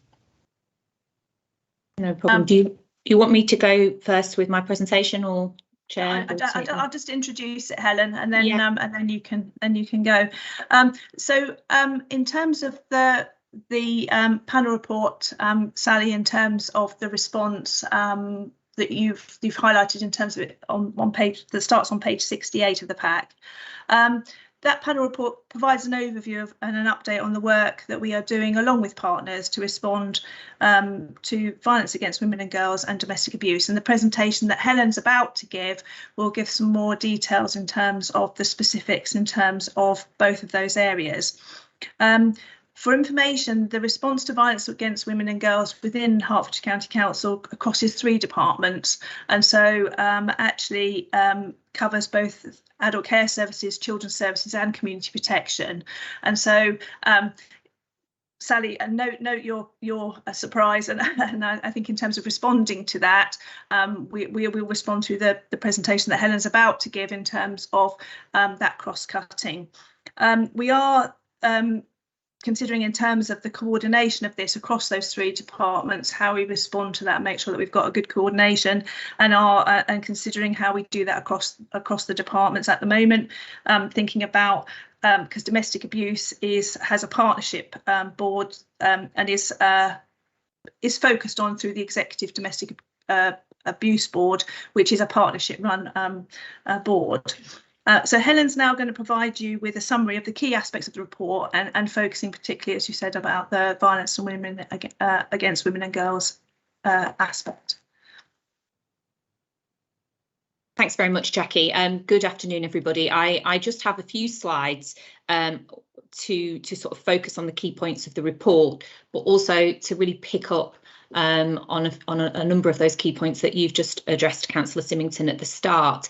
I think it's useful to put into context for everybody. I'm sure many members are aware of this, but just to kind of put into context both the national response and where we are in relation to the Home Office and the National Police Chiefs Council and their approach towards tackling violence against women and girls, and then the Hertfordshire approach, and then just to reiterate the key points in the report. So the Home Office launched its violence against women and girls strategy in July this year. It kind of was fed through from a call for evidence that the Home Office and Priti Patel as the Home Secretary launched.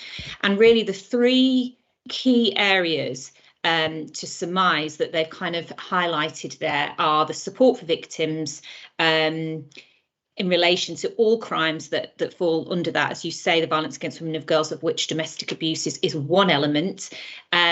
Significant need for increase in reporting, we know nationally and locally. It's about the need to increase the trust of those victims to come forward in the first place, to be believed, and to then have the response that they need to support them with that. And also the biggest thing really is around that preventative element, which in Hertfordshire is a key driver for not just our domestic abuse strategy, but also very much focusing on our wider violence against women and girls.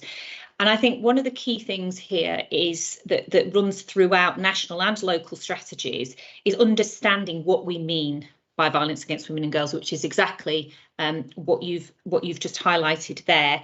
And it's a number of different things, and the impact that has, the impact on mental health, physical health and homelessness, for example, all of the areas in which we try to work collaboratively to support people. So it's transformative in relation to identifying what's required. The National Police Chiefs Council have also recently appointed a lead, a VAUG lead, VAUG being violence against women and girls. She was appointed in October and will be leading on the police response, and particularly working with the Office of the Police and Crime Commissioners to support that. And I think, you know, in Hertfordshire, again, we have very strong partnerships with the Office of the Police and Crime Commissioner and the Constabulary. But, you know, all of our strategies go beyond that as well. It's about every partner in Hertfordshire coming together, the health response, the mental health response, the public health response, as I say.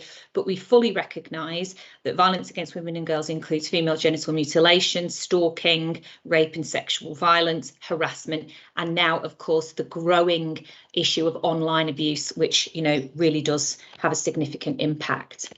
So, for some reason, I can't move my slides on. The Hertfordshire response. So in August 21, a needs assessment was collated and published by the County Community Safety Unit, which sits under community support, community protection. And we had over 13,000 responses to this consultation evidence that's being collated. And there's 4 key themes that you can see there that I've just kind of surmised. Very similar, really, to what we've seen in the Home Office strategy. When we talk about increasing awareness, again, it's about challenging those attitudes, but also recognising what we mean, as I've said, by violence against women and girls. It's about the education, starting in the schools, but also, you know, with our professionals and how we recognise abuse and sexual offending and how we support that. Increasing confidence. As I've said, this is about reporting. It's about recognising there are populations that are seriously underreported. And it's also about putting in place training packages to identify and help our operational staff and other professionals to identify that abuse. The support and intervention is twofold. It's the support for victims, assessing gaps in that provision and what we need to do together as a partnership. It's about getting our referral pathways clear, not just for us as a county council, but for our GPs, for our health service, etc. And then it's about the intervention, working on those perpetrator programmes. There is a call for greater evidence base about the efficacy, I can't ever say that word, the effectiveness of perpetrator programmes. That is still nationally lacking, but it is something in Hertfordshire that we're working, and we've had some funding from the Home Office, working with the OPCC, that we are match funding that and looking at perpetrator programmes at the moment. And then, of course, data and intelligence across all agencies. It's about increasing what we know and how we record and report it. In my team specifically, we are recruiting a development manager who will focus on violence against women and girls, and their role is to look at what's already in existence in terms of our response. So we have a number of strategies already in existence around FGM, modern slavery, obviously the domestic abuse strategy, but it's whether or not we need to collaborate on, you know, a brand new strategy or bring together everything that we've already got. And as you've quite rightly said, make sure we include that wider approach. It's not just about domestic abuse. So just coming on to the report in terms of some of the key elements in there and what we're doing to respond to that specifically. The Domestic Abuse Pathways project, which took place towards the end of last year, we heard from over 642 victims and survivors of domestic abuse in Hertfordshire, as well as over 200 professionals. And the key things that have come out of that is that there is a need for us to increase our standard medium risk support. So the council and partners currently commission what we call high risk support. And there is a gap around that kind of where domestic abuse may first be identified. But, you know, I say it at a number of different panels that the majority of those that have sadly died as a cause of domestic abuse are not identified as high risk. Counselling and therapeutic support was extremely high in relation to not only helping people through the crisis, but also recognising the longer term trauma and how we work with specialist agencies to support that. Legal and financial advice, again, it's very specific around. We have a money advice unit, you know, but again, there is this need for that specialist domestic abuse knowledge to be located in Hertfordshire, and this is an area that we are looking at across the Domestic Abuse Executive Board and wider governance structure. And perpetrator interventions and provision, members may be aware that the Domestic Abuse Act really does start to tackle some of those perpetrator interventions and approaches from the police in particular, but people actually asked for more support to keep perpetrators away, but also in helping them recognise and change their behaviour. So very, very briefly, the Domestic Abuse Act, what does that mean for us as a county council? It places a statutory responsibility on us as Tier 1 local authorities to commission services for support within safe accommodation. Safe accommodation takes a number of forms. It's not just refuge accommodation, it can also be keeping somebody within their own home with what we call target hardening type approaches. We have to publish a strategy on the provision of that support, which is where the domestic abuse strategy comes in. We have to deliver on it, and then we have to report annually on progress. And very pleased to say we are meeting all of our objectives as required. Hertfordshire is in a very good place, as always, in relation to its partnership and approaches. Finally, the domestic abuse strategy, it does touch on the statutory responsibilities, but it also goes beyond the safe accommodation. It's a transformative strategy, and it's focused on 4 key priorities, which are there on the screen. And underneath that, we have a number of different objectives that sit to really sort of identify and outline how we go from a prevention to recovery focused strategy. That is now out for consultation on the Hertfordshire Sunflower website. I would welcome feedback directly on that. We've had 220 responses so far. We're keen to really understand what professionals, members of the public, elected members, victims, survivors, what people really think of our actions. There's been a number of workshops and a partnership summit that have happened recently on that as well. We will be back here in Adult Care and Health Panel in February next year with the final strategy, which will then be going through to the decision-making process. So it is an opportunity there for everybody to give us that feedback. And that is it in terms of slides. I will stop sharing my screen and happily take any questions. Thank you. Okay, we have a lot of questions on from the side. Tony Kingsbury. I'm sorry, the order has gone, so. Thank you, Chairman. I was probably not so much a question. I was going to make some comments, but thank you, Helen, for the report and the information. And there's a lot of information in the report and shows we're doing quite, an awful lot of things.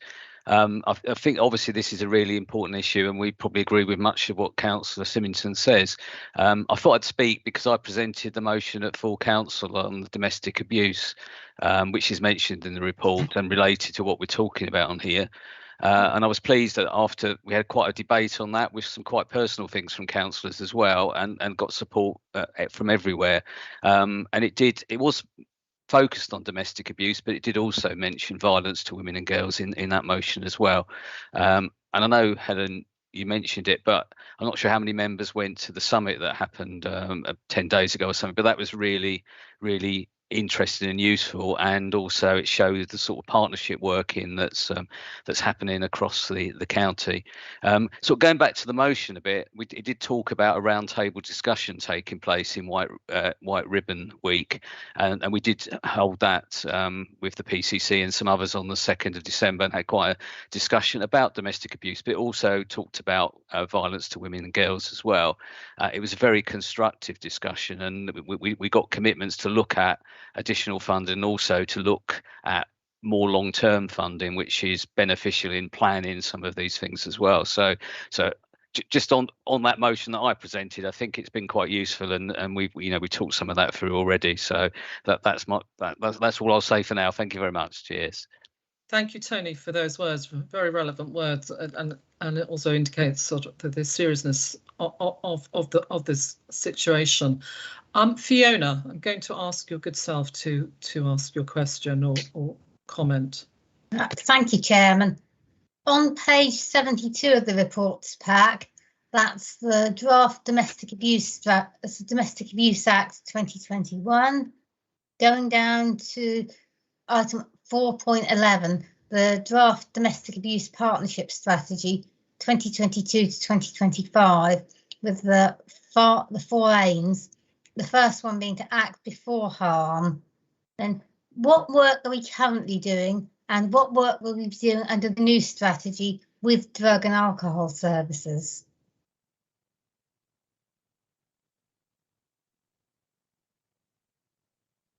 Sorry, jumping between screens. I'll say we never have any of these issues when we're all there in person, do we? So in relation to how the kind of priorities have been identified, it's very much linked to kind of Safe Lives Actions as well, which is a national domestic abuse charity that do a lot of work in relation to prevention and how we identify that. In relation to what we're currently doing at the moment, I think the act before harm is the work that's focused around that standard medium risk, the work that's focused in relation to identifying that, getting people, professionals. We have a huge programme, what's called the Sunflower Network, which is where we worked with the community to train. It's called J9, and we went around the community and sort of commissioned the voluntary sector to train a number of organisations on the high street where people are, going, disclosing, talking. So we're talking about hairdressers and nail salons, beauty salons, where we're really trying to support the public, not only to recognise but give people a safe space to come and actually be given information that they can then go away and use and seek some support. But it's also in relation to that drug and alcohol. We know there's a huge issue in terms of what we call intersectionality, which is where lots of different aspects of people's lives have an impact and crossover. And we know domestic abuse, mental health and drug and alcohol are those three key areas that very often we will see in terms of our needs assessment as well. Drug and alcohol is usually one of the biggest aspects, not only for victims and survivors of domestic abuse, but of course around perpetrators as well. So it's something that we have a very good connection with public health in relation to supporting them with drug and alcohol programmes. What will it look like in terms of it being different? It's just, again, the conversations that we're having around securing more funding and just widening that out, increasing our offer to more and more people. The numbers that we report on, which is about 43,000 people a year in Hertfordshire, that we know that's not the true figure. So this is very much as well around ensuring that people do come forward and get the support that they need, and that's a very big focus of that first priority.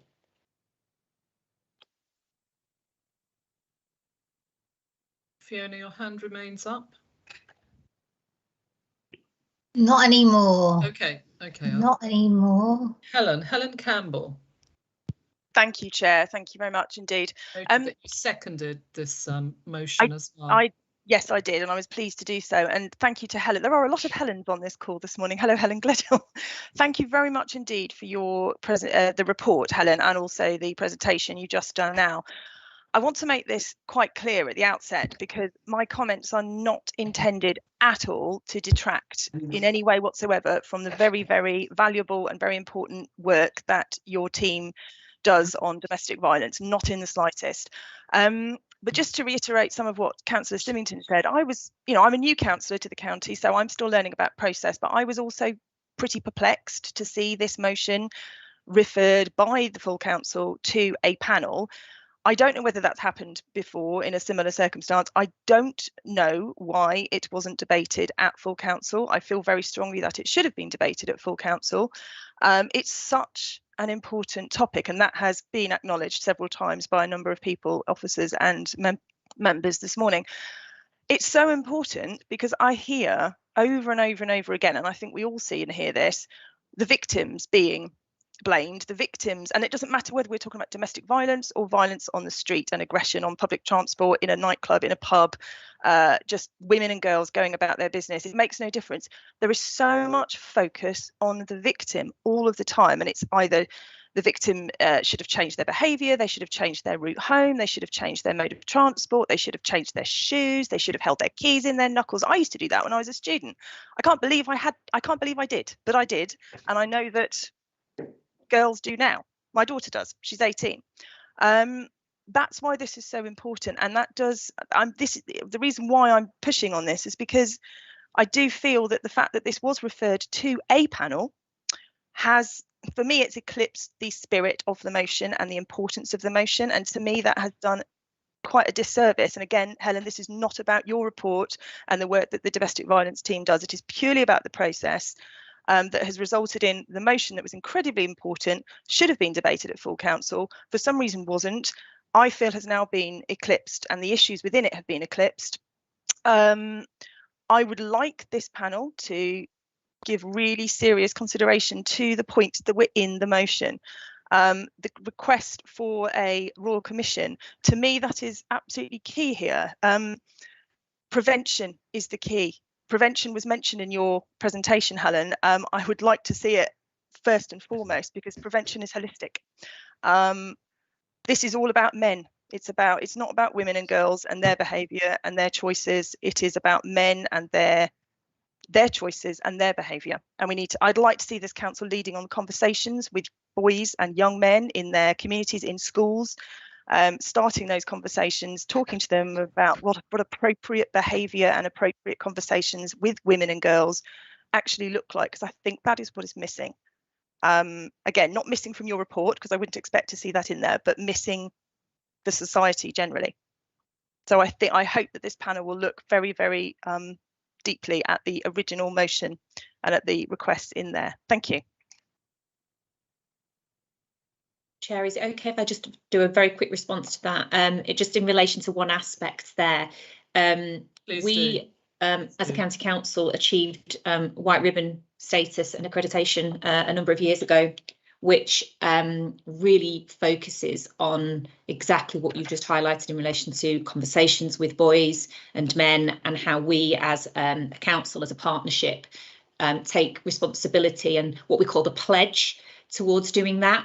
And for us to gain that reaccreditation now, it lasts for 2 years. To gain that reaccreditation, we have to identify some key male ambassadors who take the pledge and become the sort of face of the council. I'm delighted Councillor Kingsbury is there with his white ribbon ambassador badge on, who recently did that. We've also got Owen Mapley, Scott Crudgington, Chris Badger, Alex Woodman, Richard Roberts, to name a few, Jim McManus. And so we can now again seek that reaccreditation for white ribbon, which is a really important aspect for us. Part of that is about having those conversations. It's about we also have champions. Anybody can become a white ribbon champion for Hertfordshire, and you commit to doing just that you're talking about in your personal life, in your work life, in every aspect, to kind of, challenge and bring those conversations back. So I just wanted to mention that we're confident now we can go for reaccreditation. We have a refresh of male ambassadors. Thank you, Helen. Oh, Helen, you've taken your hand down, yes. Peter. Yeah, thank you, Chair. I speak as a father of 3 daughters, and as well as a retired policeman who used to lead a team in investigating hate crime and domestic violence. It was called a community service unit in those days.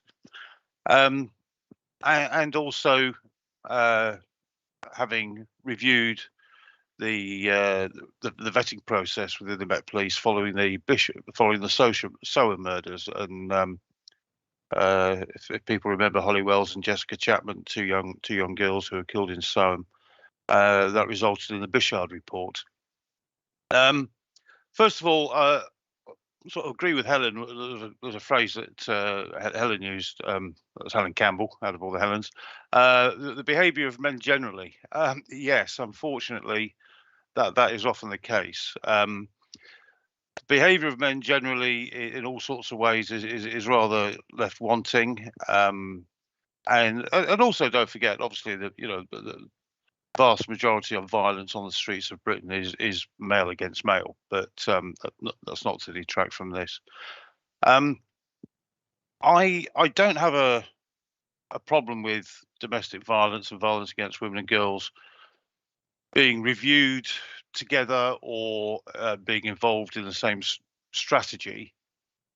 But as Sally said at the beginning, that they are two, although linked, very different things. Domestic violence obviously includes male against male, women against women, women against men, as well as men against women. So it is important, I think, not to conflate the two, as Sally said. One of the things I was going to pick up is about how we deal with it as a strategy, and it's education. There's a phrase common used, and it's very valid. Educate your sons, and I think that starts at a young age, when you'll get young children at school. You get young boys 8, 9 years old either lifting up a girl's skirt or peering under the cubicles in the toilets, this sort of thing. It happens, and children need to be taught the respect for women at an early age, and education is a very key point. We've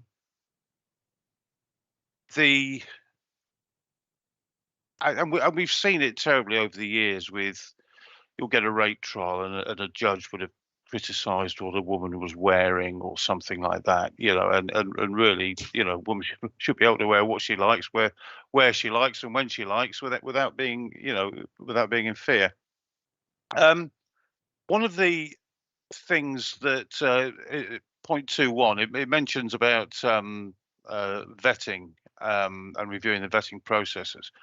I would like that if it included reviewing the vetting training, because what Bishard picked up in his report following the Sower murders, that many vetting officers were being taught by people who were self-taught, and the vetting training was left wanting. People were following a process, not really knowing what they were doing and why they were doing it, and the consequences of what they were doing.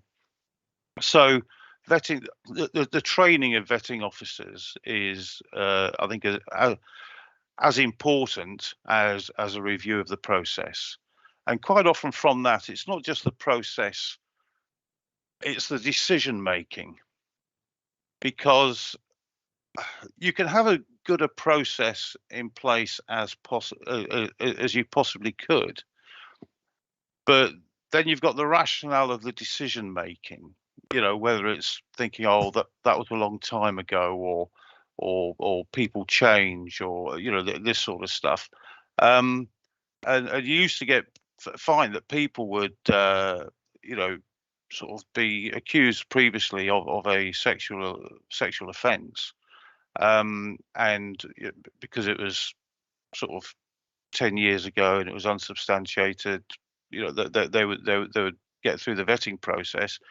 But if somebody had a drink drive allegation, if somebody got prosecuted for drink drive or no insurance or something within the last 10 years, they'd fail the process. And it's just, it's all about balances and people being able to make a sensible decision at the end of it. And it quite often found that I found it was the decision-making process as much as the vetting process itself that was where the failures were held. And I'm not going to go into individual cases, but there were cases which, or failings in vetting, which when we found would actually bring a tear to your eye, and they did result in sort of wide-scale changes. I mean, that was 15 years ago that I did that, but how it's changed since, I don't know, or whether things do sometimes tend to lapse back into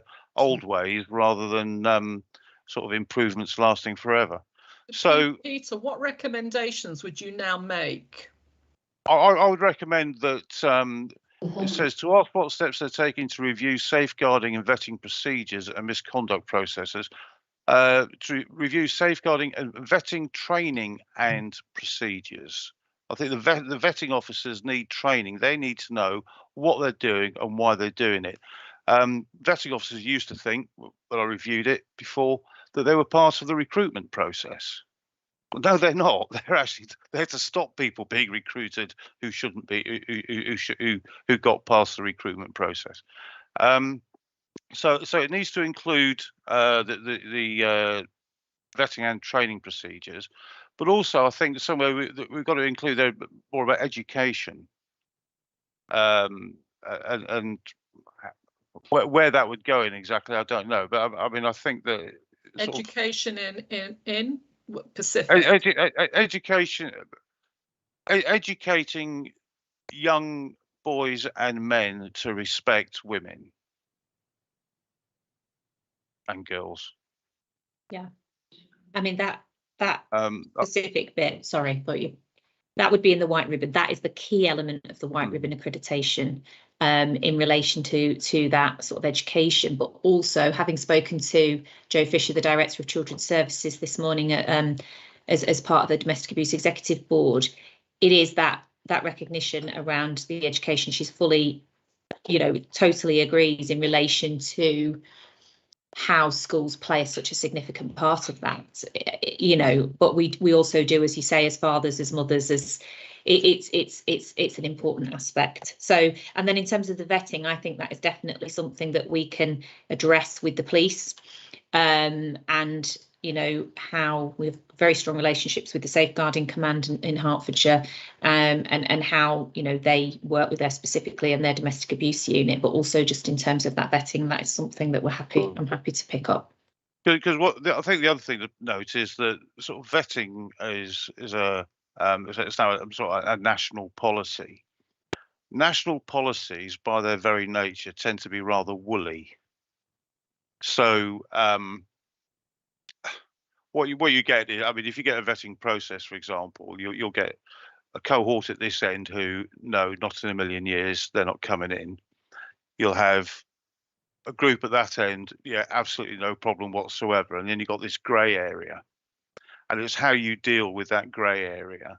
And the grey area should be wider, maybe, than it actually is. Because as every, you'll get a vetting unit dealing with either regionally or by county, sort of vetting the officers or vetting the applicants, and they're all up. Their KPIs are basically what percentage of vetting cases are dealt with in a specific time frame, 35 working days, for example. Peter, I don't want to stop you. Please don't misunderstand. I think what you're talking about is so relevant. It's a whole conversation, whole meeting almost. It forms part of an agenda. And so, Helen, if you could respond as to the way forward with this, because what Peter is saying is so relevant, but it could take over this whole meeting, and there's many other items. I can very briefly sort of very summarise that. Is that the KPIs of the vetting processes to be reviewed, if that makes sense. Helen. Okay, over to you. That's me. Thank you, Peter. That's my rant. Peter. No, it's not. Thank you. Has the order changed? Ron, Thanks. Have your hand up. Yeah.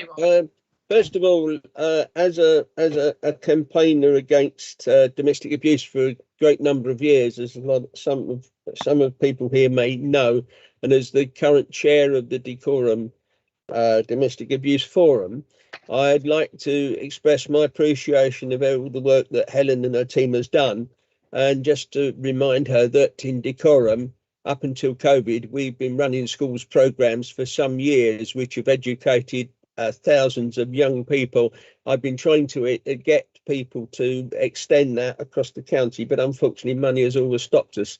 So, so I'm proud of that. However, rather strangely, I'm not going to be talking any further about domestic abuse, although that is my passion, because I would like to support what Peter said in the first half of his contribution to the debate in identifying that the motion that we're discussing today is actually the other side of the domestic abuse coin. And I think he said it more eloquently than I could. It's really about the violence outside of domestic life, if you'd like to say that. And so, therefore, I won't go into great detail. I think they're far better people, and obviously contributions from the women members who can give testimony to the effects on women and girls far eloquently than I can. But I would like to ask the chair that we specifically vote on the two recommendations on page 68 at the 2 bullet points. I know that one or two of the aspects of those recommendations may have already been addressed by the council during the 16 days of action, but I would still like to ask for those bullet points to be endorsed and voted on, simply because it shows the intentions of this council. This motion was passed unanimously at council meeting and referred to this committee, and so it would be good to continue that good work. But I'd also like to move a third recommendation to be added to this motion, and that is that to refer this motion on to the Public Health and Community Safety Cabinet Panel, so that a debate can be held directly with the PCC, the Police and Crime Commissioner, who attends the panel. Now, I put the wording in the chat, so if I put it up now, it's there now. So I would hope that, Chair, you would accept that we vote unanimously on the 2 bullet points on page 68, and then we also agree to include my additional recommendation for a third recommendation. Thank you. Thank you. Can we go to page 68, those 2 bullet points, Ron? Yes, that's the leader of the council to write to the Home Secretary, and leader of the council to write to both the police commissioner and other constabularies. Now, as I say, there some of those the sub paragraphs may already been attended to, but I'm sure that wouldn't really matter that much. The intention is clear. Hertfordshire is making a stand against this iniquitous crime, and so therefore we want to say we need to stop it here. We stop it now, and this is the way we want to go. I think passing those 2 recommendations would do a lot towards telling everybody in the community that it's time that we have to take action against it. However, Ron, you are aware that there has been a roundtable meeting with the police commissioner, yes? Yeah, but I still think, and it has been action. So, is it wise to go back to the past when we're already moving forward? Well, I'm sure there are lots of aspects. For instance, I'm sure that we could talk about money. I'm sure we could talk about some of the issues that Peter raised about the training. Absolutely, those. Yes. So therefore, I'm just conscious of saying something that we're already actioning, and that it doesn't come out the wrong way. You know, the emphasis now is push forward on this. So rather than waste conversations on, well, we've done that, now push forward on it, keep pushing forward on it. Yeah, but the emphasis up to now, sorry, Sal, I don't mean to argue with it. I think we're all actually fighting, we're all turning in the same way. I just want to, the fact is that the 16 days of action concentrates on domestic abuse. I know other subjects are taken in. This is entirely different. We've had recent tragedies of deaths of women and young women and girls, etc. Peter himself mentioned a couple of cases where it's nothing to do with domestic life. It is purely and simply horrible crimes, and so therefore, and the safety of women on our streets, and so therefore I feel we need to keep this alive. I think having a vote on these two issues, being unanimous, and then saying we want to take this forward, and then we also like to actually give the opportunity for the Public Health and Community Safety Cabinet panel to discuss it, because they have the opportunity to discuss it directly with the Police and Crime Commissioner. So that gives additional emphasis in public to what is going on. And I think, you know, our communications department could do an awful lot with the material here to actually say, this is what Hertfordshire are doing. Thank you, Ron. Thank you very much. It's, Nigel, you have your hand up. Colette, and is your hand really high up there, Colette? I can feel. Nigel, would you mind if Colette comes in first? Okay, yeah. Thank you very much, Nigel. Thank you very much, Chairman. I've listened to what's been said with great interest. I'm going to hop about a little bit, if I may. First of all, I don't usually disagree with Ron, but I have to disagree about picking out the two measures from the overall recommendations, because I feel that the strength of what has been proposed is that the unity of purpose of all those measures, and I would hate to see two items picked out, because it dilute the strength of the rest of those recommendations. I heartily endorse what Peter Hebden said earlier, particularly with regard to vetting. I would argue against including the motion that Ron has proposed, again because caution tells me that not having time to reflect properly on the full impact of these latecomer recommendations sometimes means that you actually have an adverse impact. I'm wholeheartedly behind the motion as it stands, and I want to emphasise that Hertfordshire has taken a strong and active stance on this issue for many years, and we've recognised that it is about the behaviour of men, it is about misogyny, but you cannot separate that safely from discussions with regard to domestic violence and you know, in that area. When you start trying to separate these issues out, you fragment attention, you fragment the opportunity to present a unified approach to these things, because nobody, unless you are very clever, nobody then has the full picture. If you're segmenting these things too much, nobody gets the full picture, and you might find that the people that you are trying to help are actually disadvantaged by trying to isolate these things too often. Yes, as a woman, I've been, you know, we've all suffered from misogyny, and we've had to deal with it, and we are now at a stage where, with the White Ribbon initiative, we are doing starting where we should, you know, with education of men and boys, and we also need to be educating our girls about not accepting that they have to put up with this. You know, when I was young, if somebody wanted to pat you on the bottom at work, that's what happened.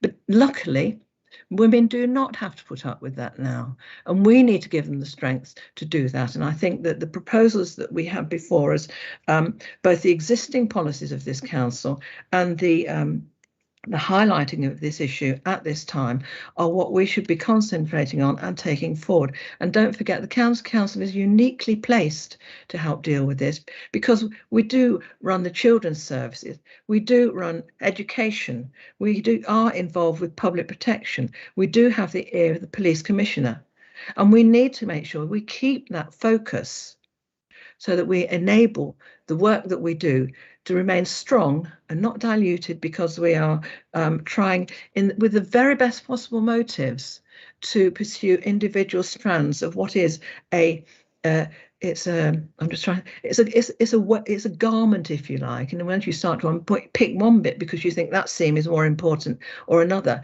then you actually weaken the garment. And I don't want the garment, which is the fabric of what we do here in Hertfordshire, to be weakened by some of the suggestions that Ron put forward, and by the emphasis on misogyny.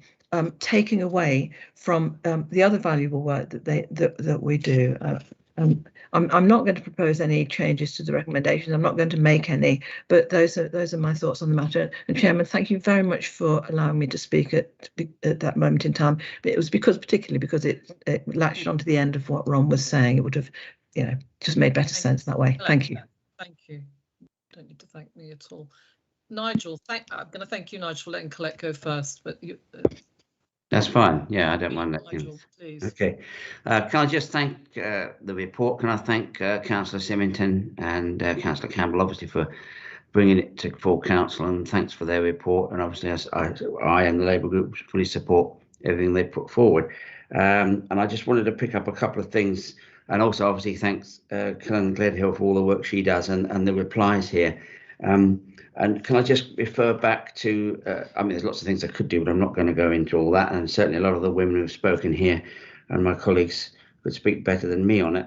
But can I just go back to page 82 and 83 of the report, especially on the question of race and domestic abuse, and the fact that it says that there's, that there are notes that there's more black British victims being reported. And also page 83, that there's probably less reporting by some ethnic groups, maybe Asian and mixed communities, and that this should be understood more. And I hope that Helen Gledhill and others could sort of perhaps be encouraged to do more work on this. Thank you. Thank you, Nigel. Yeah. Helen, would you like to respond? Yeah, thank you very much. I mean, Nigel, you'll be aware whenever I've sort of attended panel before and presented a kind of overview and update of domestic abuse, I've always been really pleased about how supportive panel is in terms of the work that we are trying to do, but also the work that we know is still needed. And all the evidence that comes out nationally and locally over the years that we've put in place in Hertfordshire, specifically in your constituency around Watford Women's Centre, and the workers there that we've tried to kind of, make embed in different organisations, because we recognise those communities, whereas it's absolutely clear that, first of all, there's just kind of more acceptance that that's just what happens in relationships, families. We know in Hertfordshire we've had a number of homicides where there have been familial abuse, honour-based abuse, etc. Forced marriage, which again is part of that wider aspect of violence against women and girls. And so it is embedded in everything that we do when we talk about our needs assessment and our commissioning and our strategies, that we constantly seek a better understanding of that.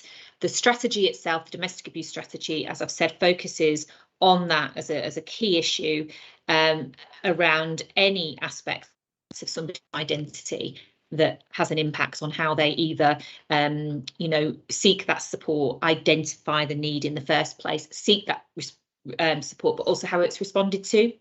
And we also recognise that there are different, it's an individual situation. People experience it completely different ways, and we know that more needs to be done. We continually monitor and on our needs-led approach in relation to our existing provision. But yes, just to absolutely say it's what we strive to do constantly, and we know we need to do more.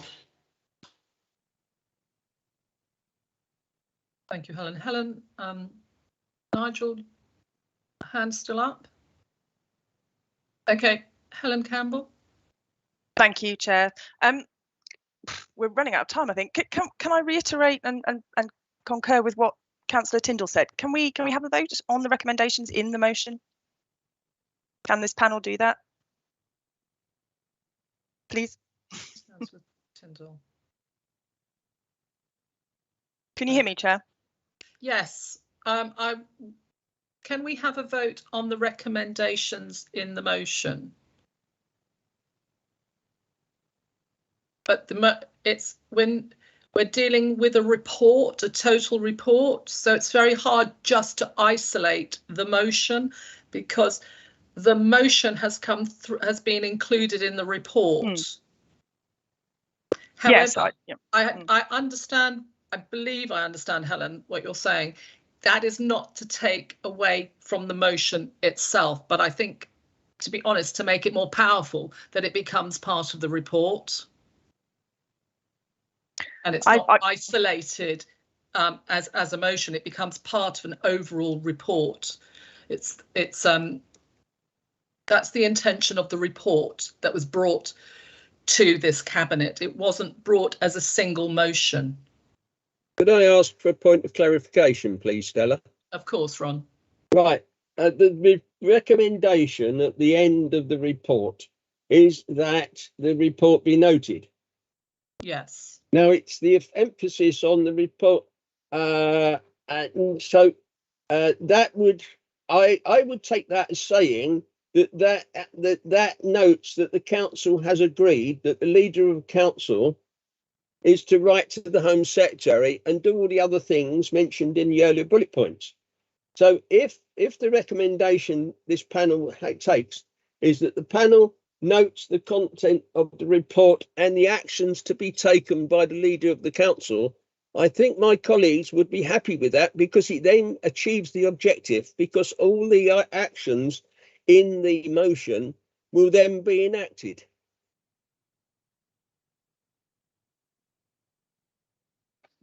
With no further discussion.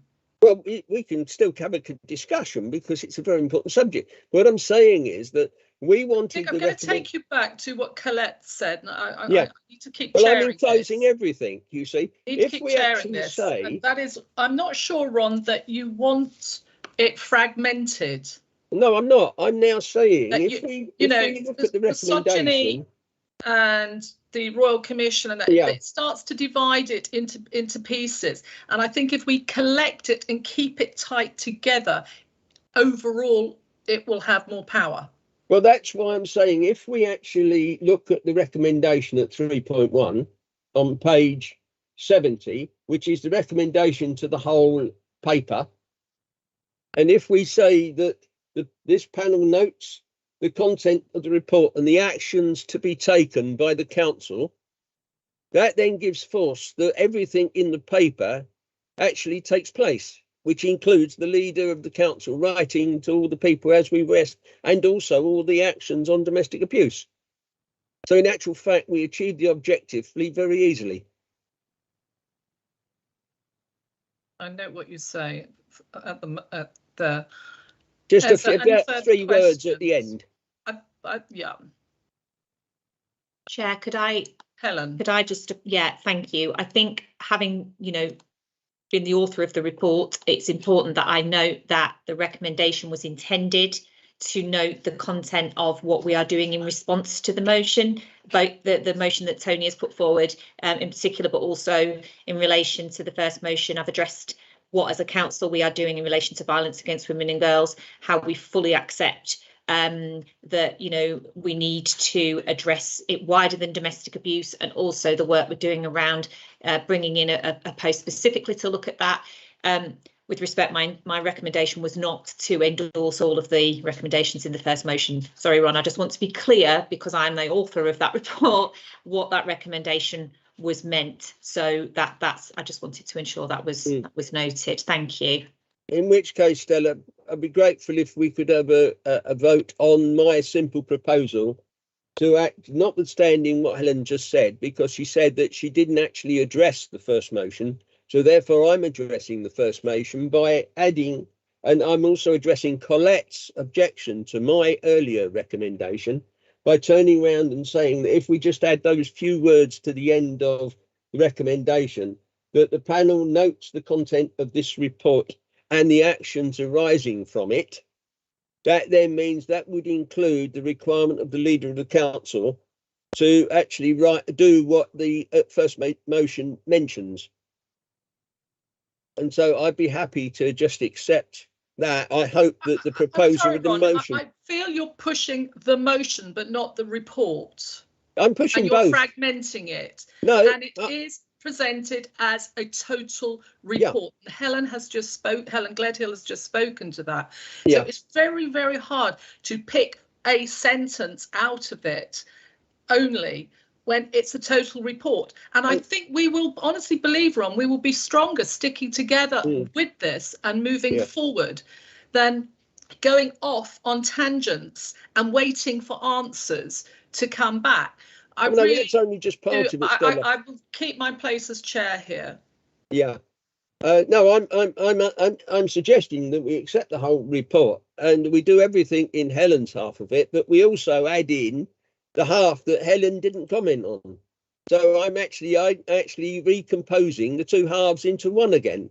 So in actual fact, we look at it as a whole, as Colette and other people wanted. So in other words, I would hope I'm improving the situation. Anything around what you've just said at the moment. So could we possibly have a vote on my little addition? Transcript. I'm not going to vote because we still have Tony to speak, and Sally has been offered the opportunity to summarise at the end, to be the last speaker. So I'm going to ask Tony Kingsbury to speak. He's had his hand up as well. Thanks, Stella. Sorry, I wasn't going to say very much, just that I sort of agree with Colette. We don't want to sort of split this up into different things. And it's as I said before, it's a very good report from Helen. But on a procedural thing, this panel, I'm not sure this panel can decide to get the leader to write a letter to. Is that I don't know. I'm too new to county, but we're a panel that's recommending, not forcing Richard to write something. So it seems a little bit odd in that. Thank you, Tony. You've said what was in my head. It's not. I don't believe it's for us to tell Richard Roberts what to write. Well, we can ask. We can ask. Always ask, Nigel. I agree with that. Ron, is your hand still up? You want to come back? No, it's all right. I've just typed my recommendation in the chat box that I ask that we vote on that recommendation, which is just a slight addition to recommendation 3.1. So I'm not diluting the report. We're just adding to it. Thank you, Ron. Thank you for bringing it together. Ron's hand is up, but I believe you're not. Sorry, I thought I'd got it down. Sorry. Right. Okay. Before we return to Sally, who opened this up, and it's been an emotional and it's been a roller coaster, this one, which is brilliant, absolutely brilliant. It's not meant to have the lid kept on it at all. I'm going to ask Sally. Sally, are you still on screen? Yeah. Hello. Thank you, Sally. Stella, thank you. Thank you. Well, thank you again for giving me the opportunity to speak to this. It's been really interesting to listen to everyone. I want to thank Helen Gledhill for the report, and it's an extremely good report and well presented, so thank you for that. Stella, you described it as emotional. Actually, I don't think this has been at all emotional. I've spoken about this on a number of occasions in a lot with a bit more time, and actually the procedure of this has taken out the emotion of it. And I think it's really important to remember that actually this is an unbelievably important issue. And despite everybody's really fine words about all this, and actually I welcome some of Peter's experiences as a police officer and a father of 3 daughters. I also have 3 daughters and a son. Two. So, you know, we all have our lived experiences, both our own, depending on what generation we are, and through the eyes of others. And certainly for me, watching my children grow up and navigate this has made me very reflective of what I have tolerated. I think Colette alluded to this too. What we were all taught was fine isn't fine. So this is an incredibly important issue. I find the garment analogy very strange. Sorry, Colette. This is in no way to unravel what's happened. For me, I don't see violence against women and girls as unraveling a domestic abuse thing. I see if you don't sort out violence against women and girls and tackle it head on, both men and women working together, not divided, genders working together to tackle this, then you will not end, then you will forever have a domestic abuse problem. It's a precursor to it. It's not a garment, it's not a side issue, it's not unraveling it. It's an overarching thing that sits above it all. So for me, it is unbelievably important. As I said, I was given a very short time to speak. I haven't given any of my personal experiences. I don't think anyone else has really.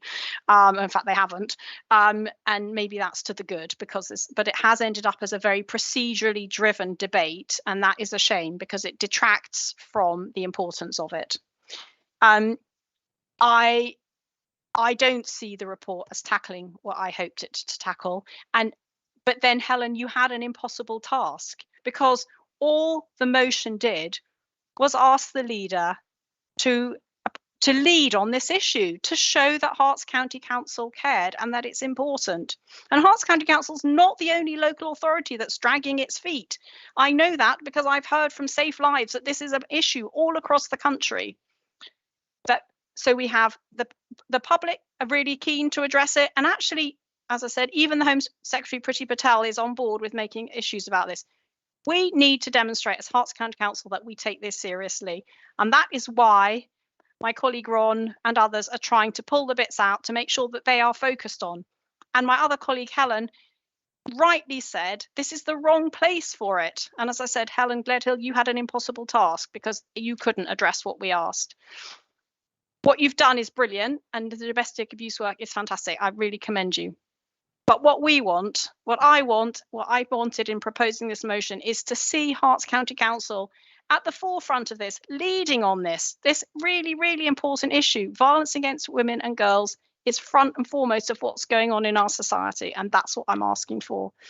So thank you all for your contributions. Thank you, Stella, for allowing me to speak and present this. And obviously my summing up's been far longer than my initial speech, but I appreciate you've given me some time to do that.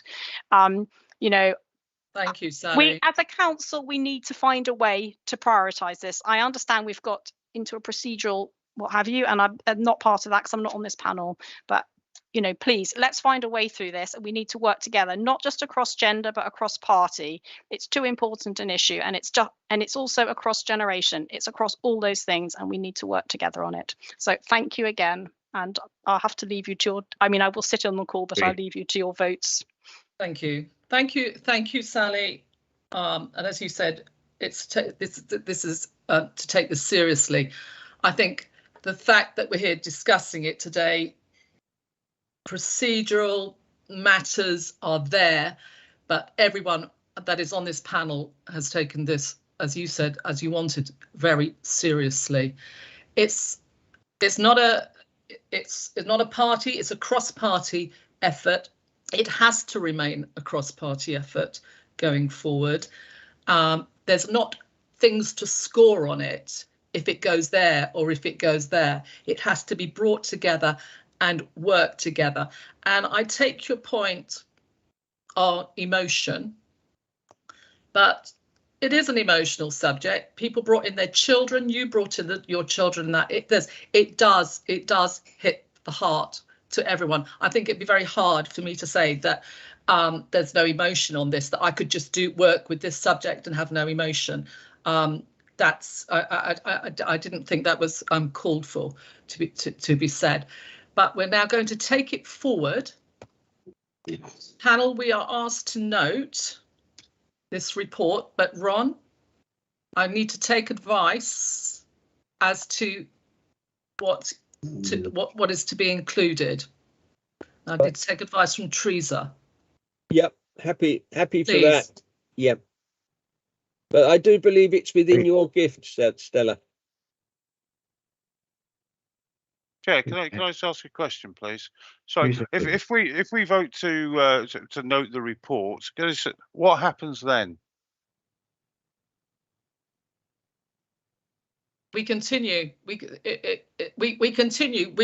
The report, it forms part of the strategy, the ongoing this doesn't stop here today. It continues. We continue to push forward on all of these things, including what is in the whole of the report, including both motions that have been placed in it. And we will report back. Remember, panel, correct me, Helen, if I've got this date wrong. We are coming back to this panel in February to review the whole strategy. Let's not defer from that. So next 2 months' time, we are coming back to this panel to discuss. If I may, Stella, that's my point of adding those 4 words at the end of the current recommendation, is so that we then, the Helen's report is brilliant, and we've also got the wording of the first motion. We've then got a lot of the whole report forms our checklist, and so when we come back in February, we can check against everything. But if we don't actually see in our recommendation that actions matter as well as just noting it, then all right, the work on domestic abuse will continue.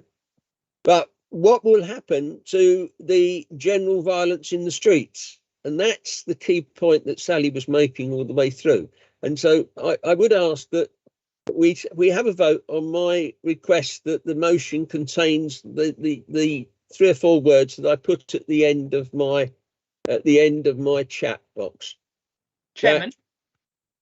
Someone saying chair. It's Democratic Services. We can vote on Ron's proposed amendment. If the amendment is agreed, then that would be the final recommendation. If it falls, then we go to vote on the original recommendation that was in the report.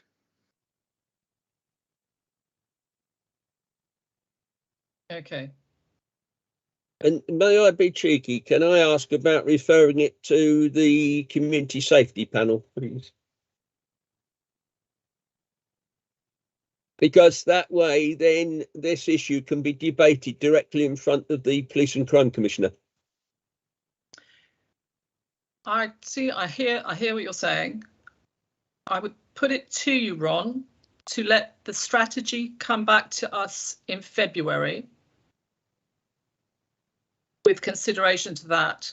But in the meantime, the Police and Crime Commissioner is involved. I'm correct with that, Helen, aren't I? I was informed of that this morning and last week. And I would still say bring the whole strategy to us in February. That does not take away from action being taken in the meantime. Okay. Coming up to the Christmas period, we know what a tense time it is. So I would say for that, February, your amendment to be put forward, and I would ask for your words on that, exactly your words on that. Yes. And a vote taken on that, but that you allow the strategy, all of us allow the strategy to come back to us in February before taking it any further there. Right, okay, bear with me about 2 seconds.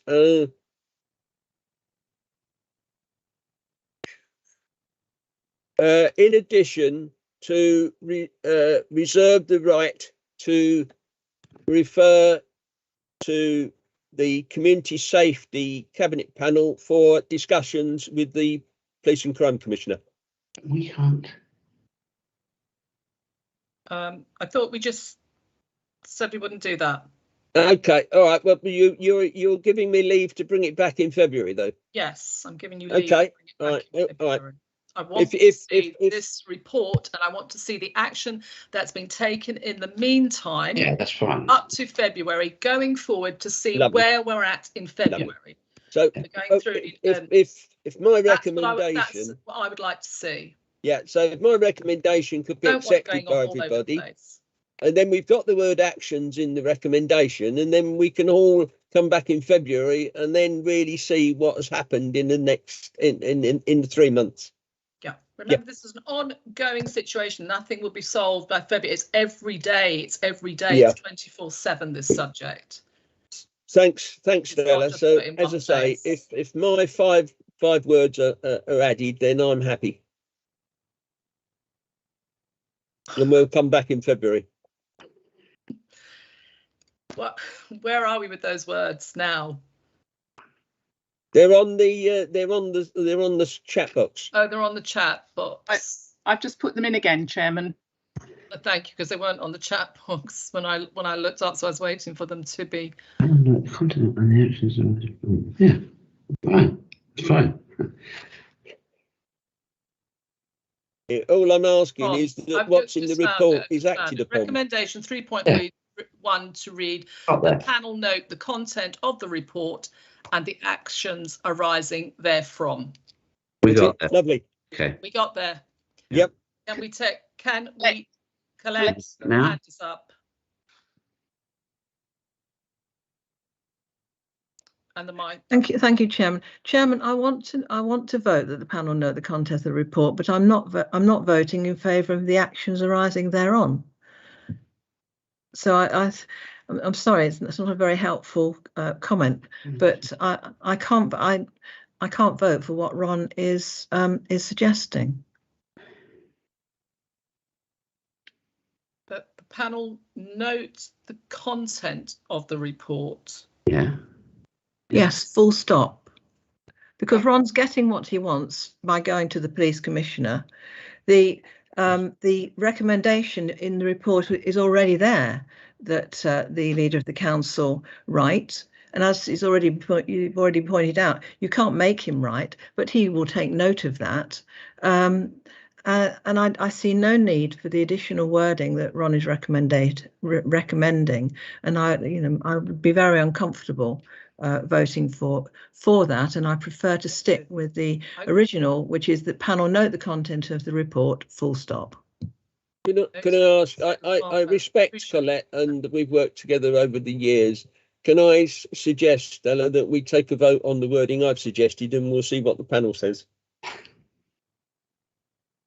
Chairman, that would be the normal procedure. Yep. If it falls, then we go to the original recommendation and vote on that afterwards.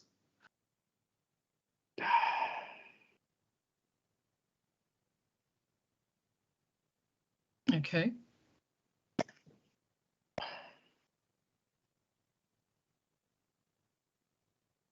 To also move to refer to this measure the public health community safety. No. It's gone again. It's just that the panel note the content of the report and the actions arising therefrom. Yeah. Go on with that. Are we able to note and vote on that panel, please? Right. I've done it once. Shall I do it again? There's something going on, Nigel, with my screen, and so if you could, nothing's coming through, including Ron's words. Are we voting? Are people voting now? Yes, they are. See, nothing's coming in front of me. I've agreed. Thank you. I'll count them up, Chairman, for and against. Thank you. There's nothing coming in front of me at all.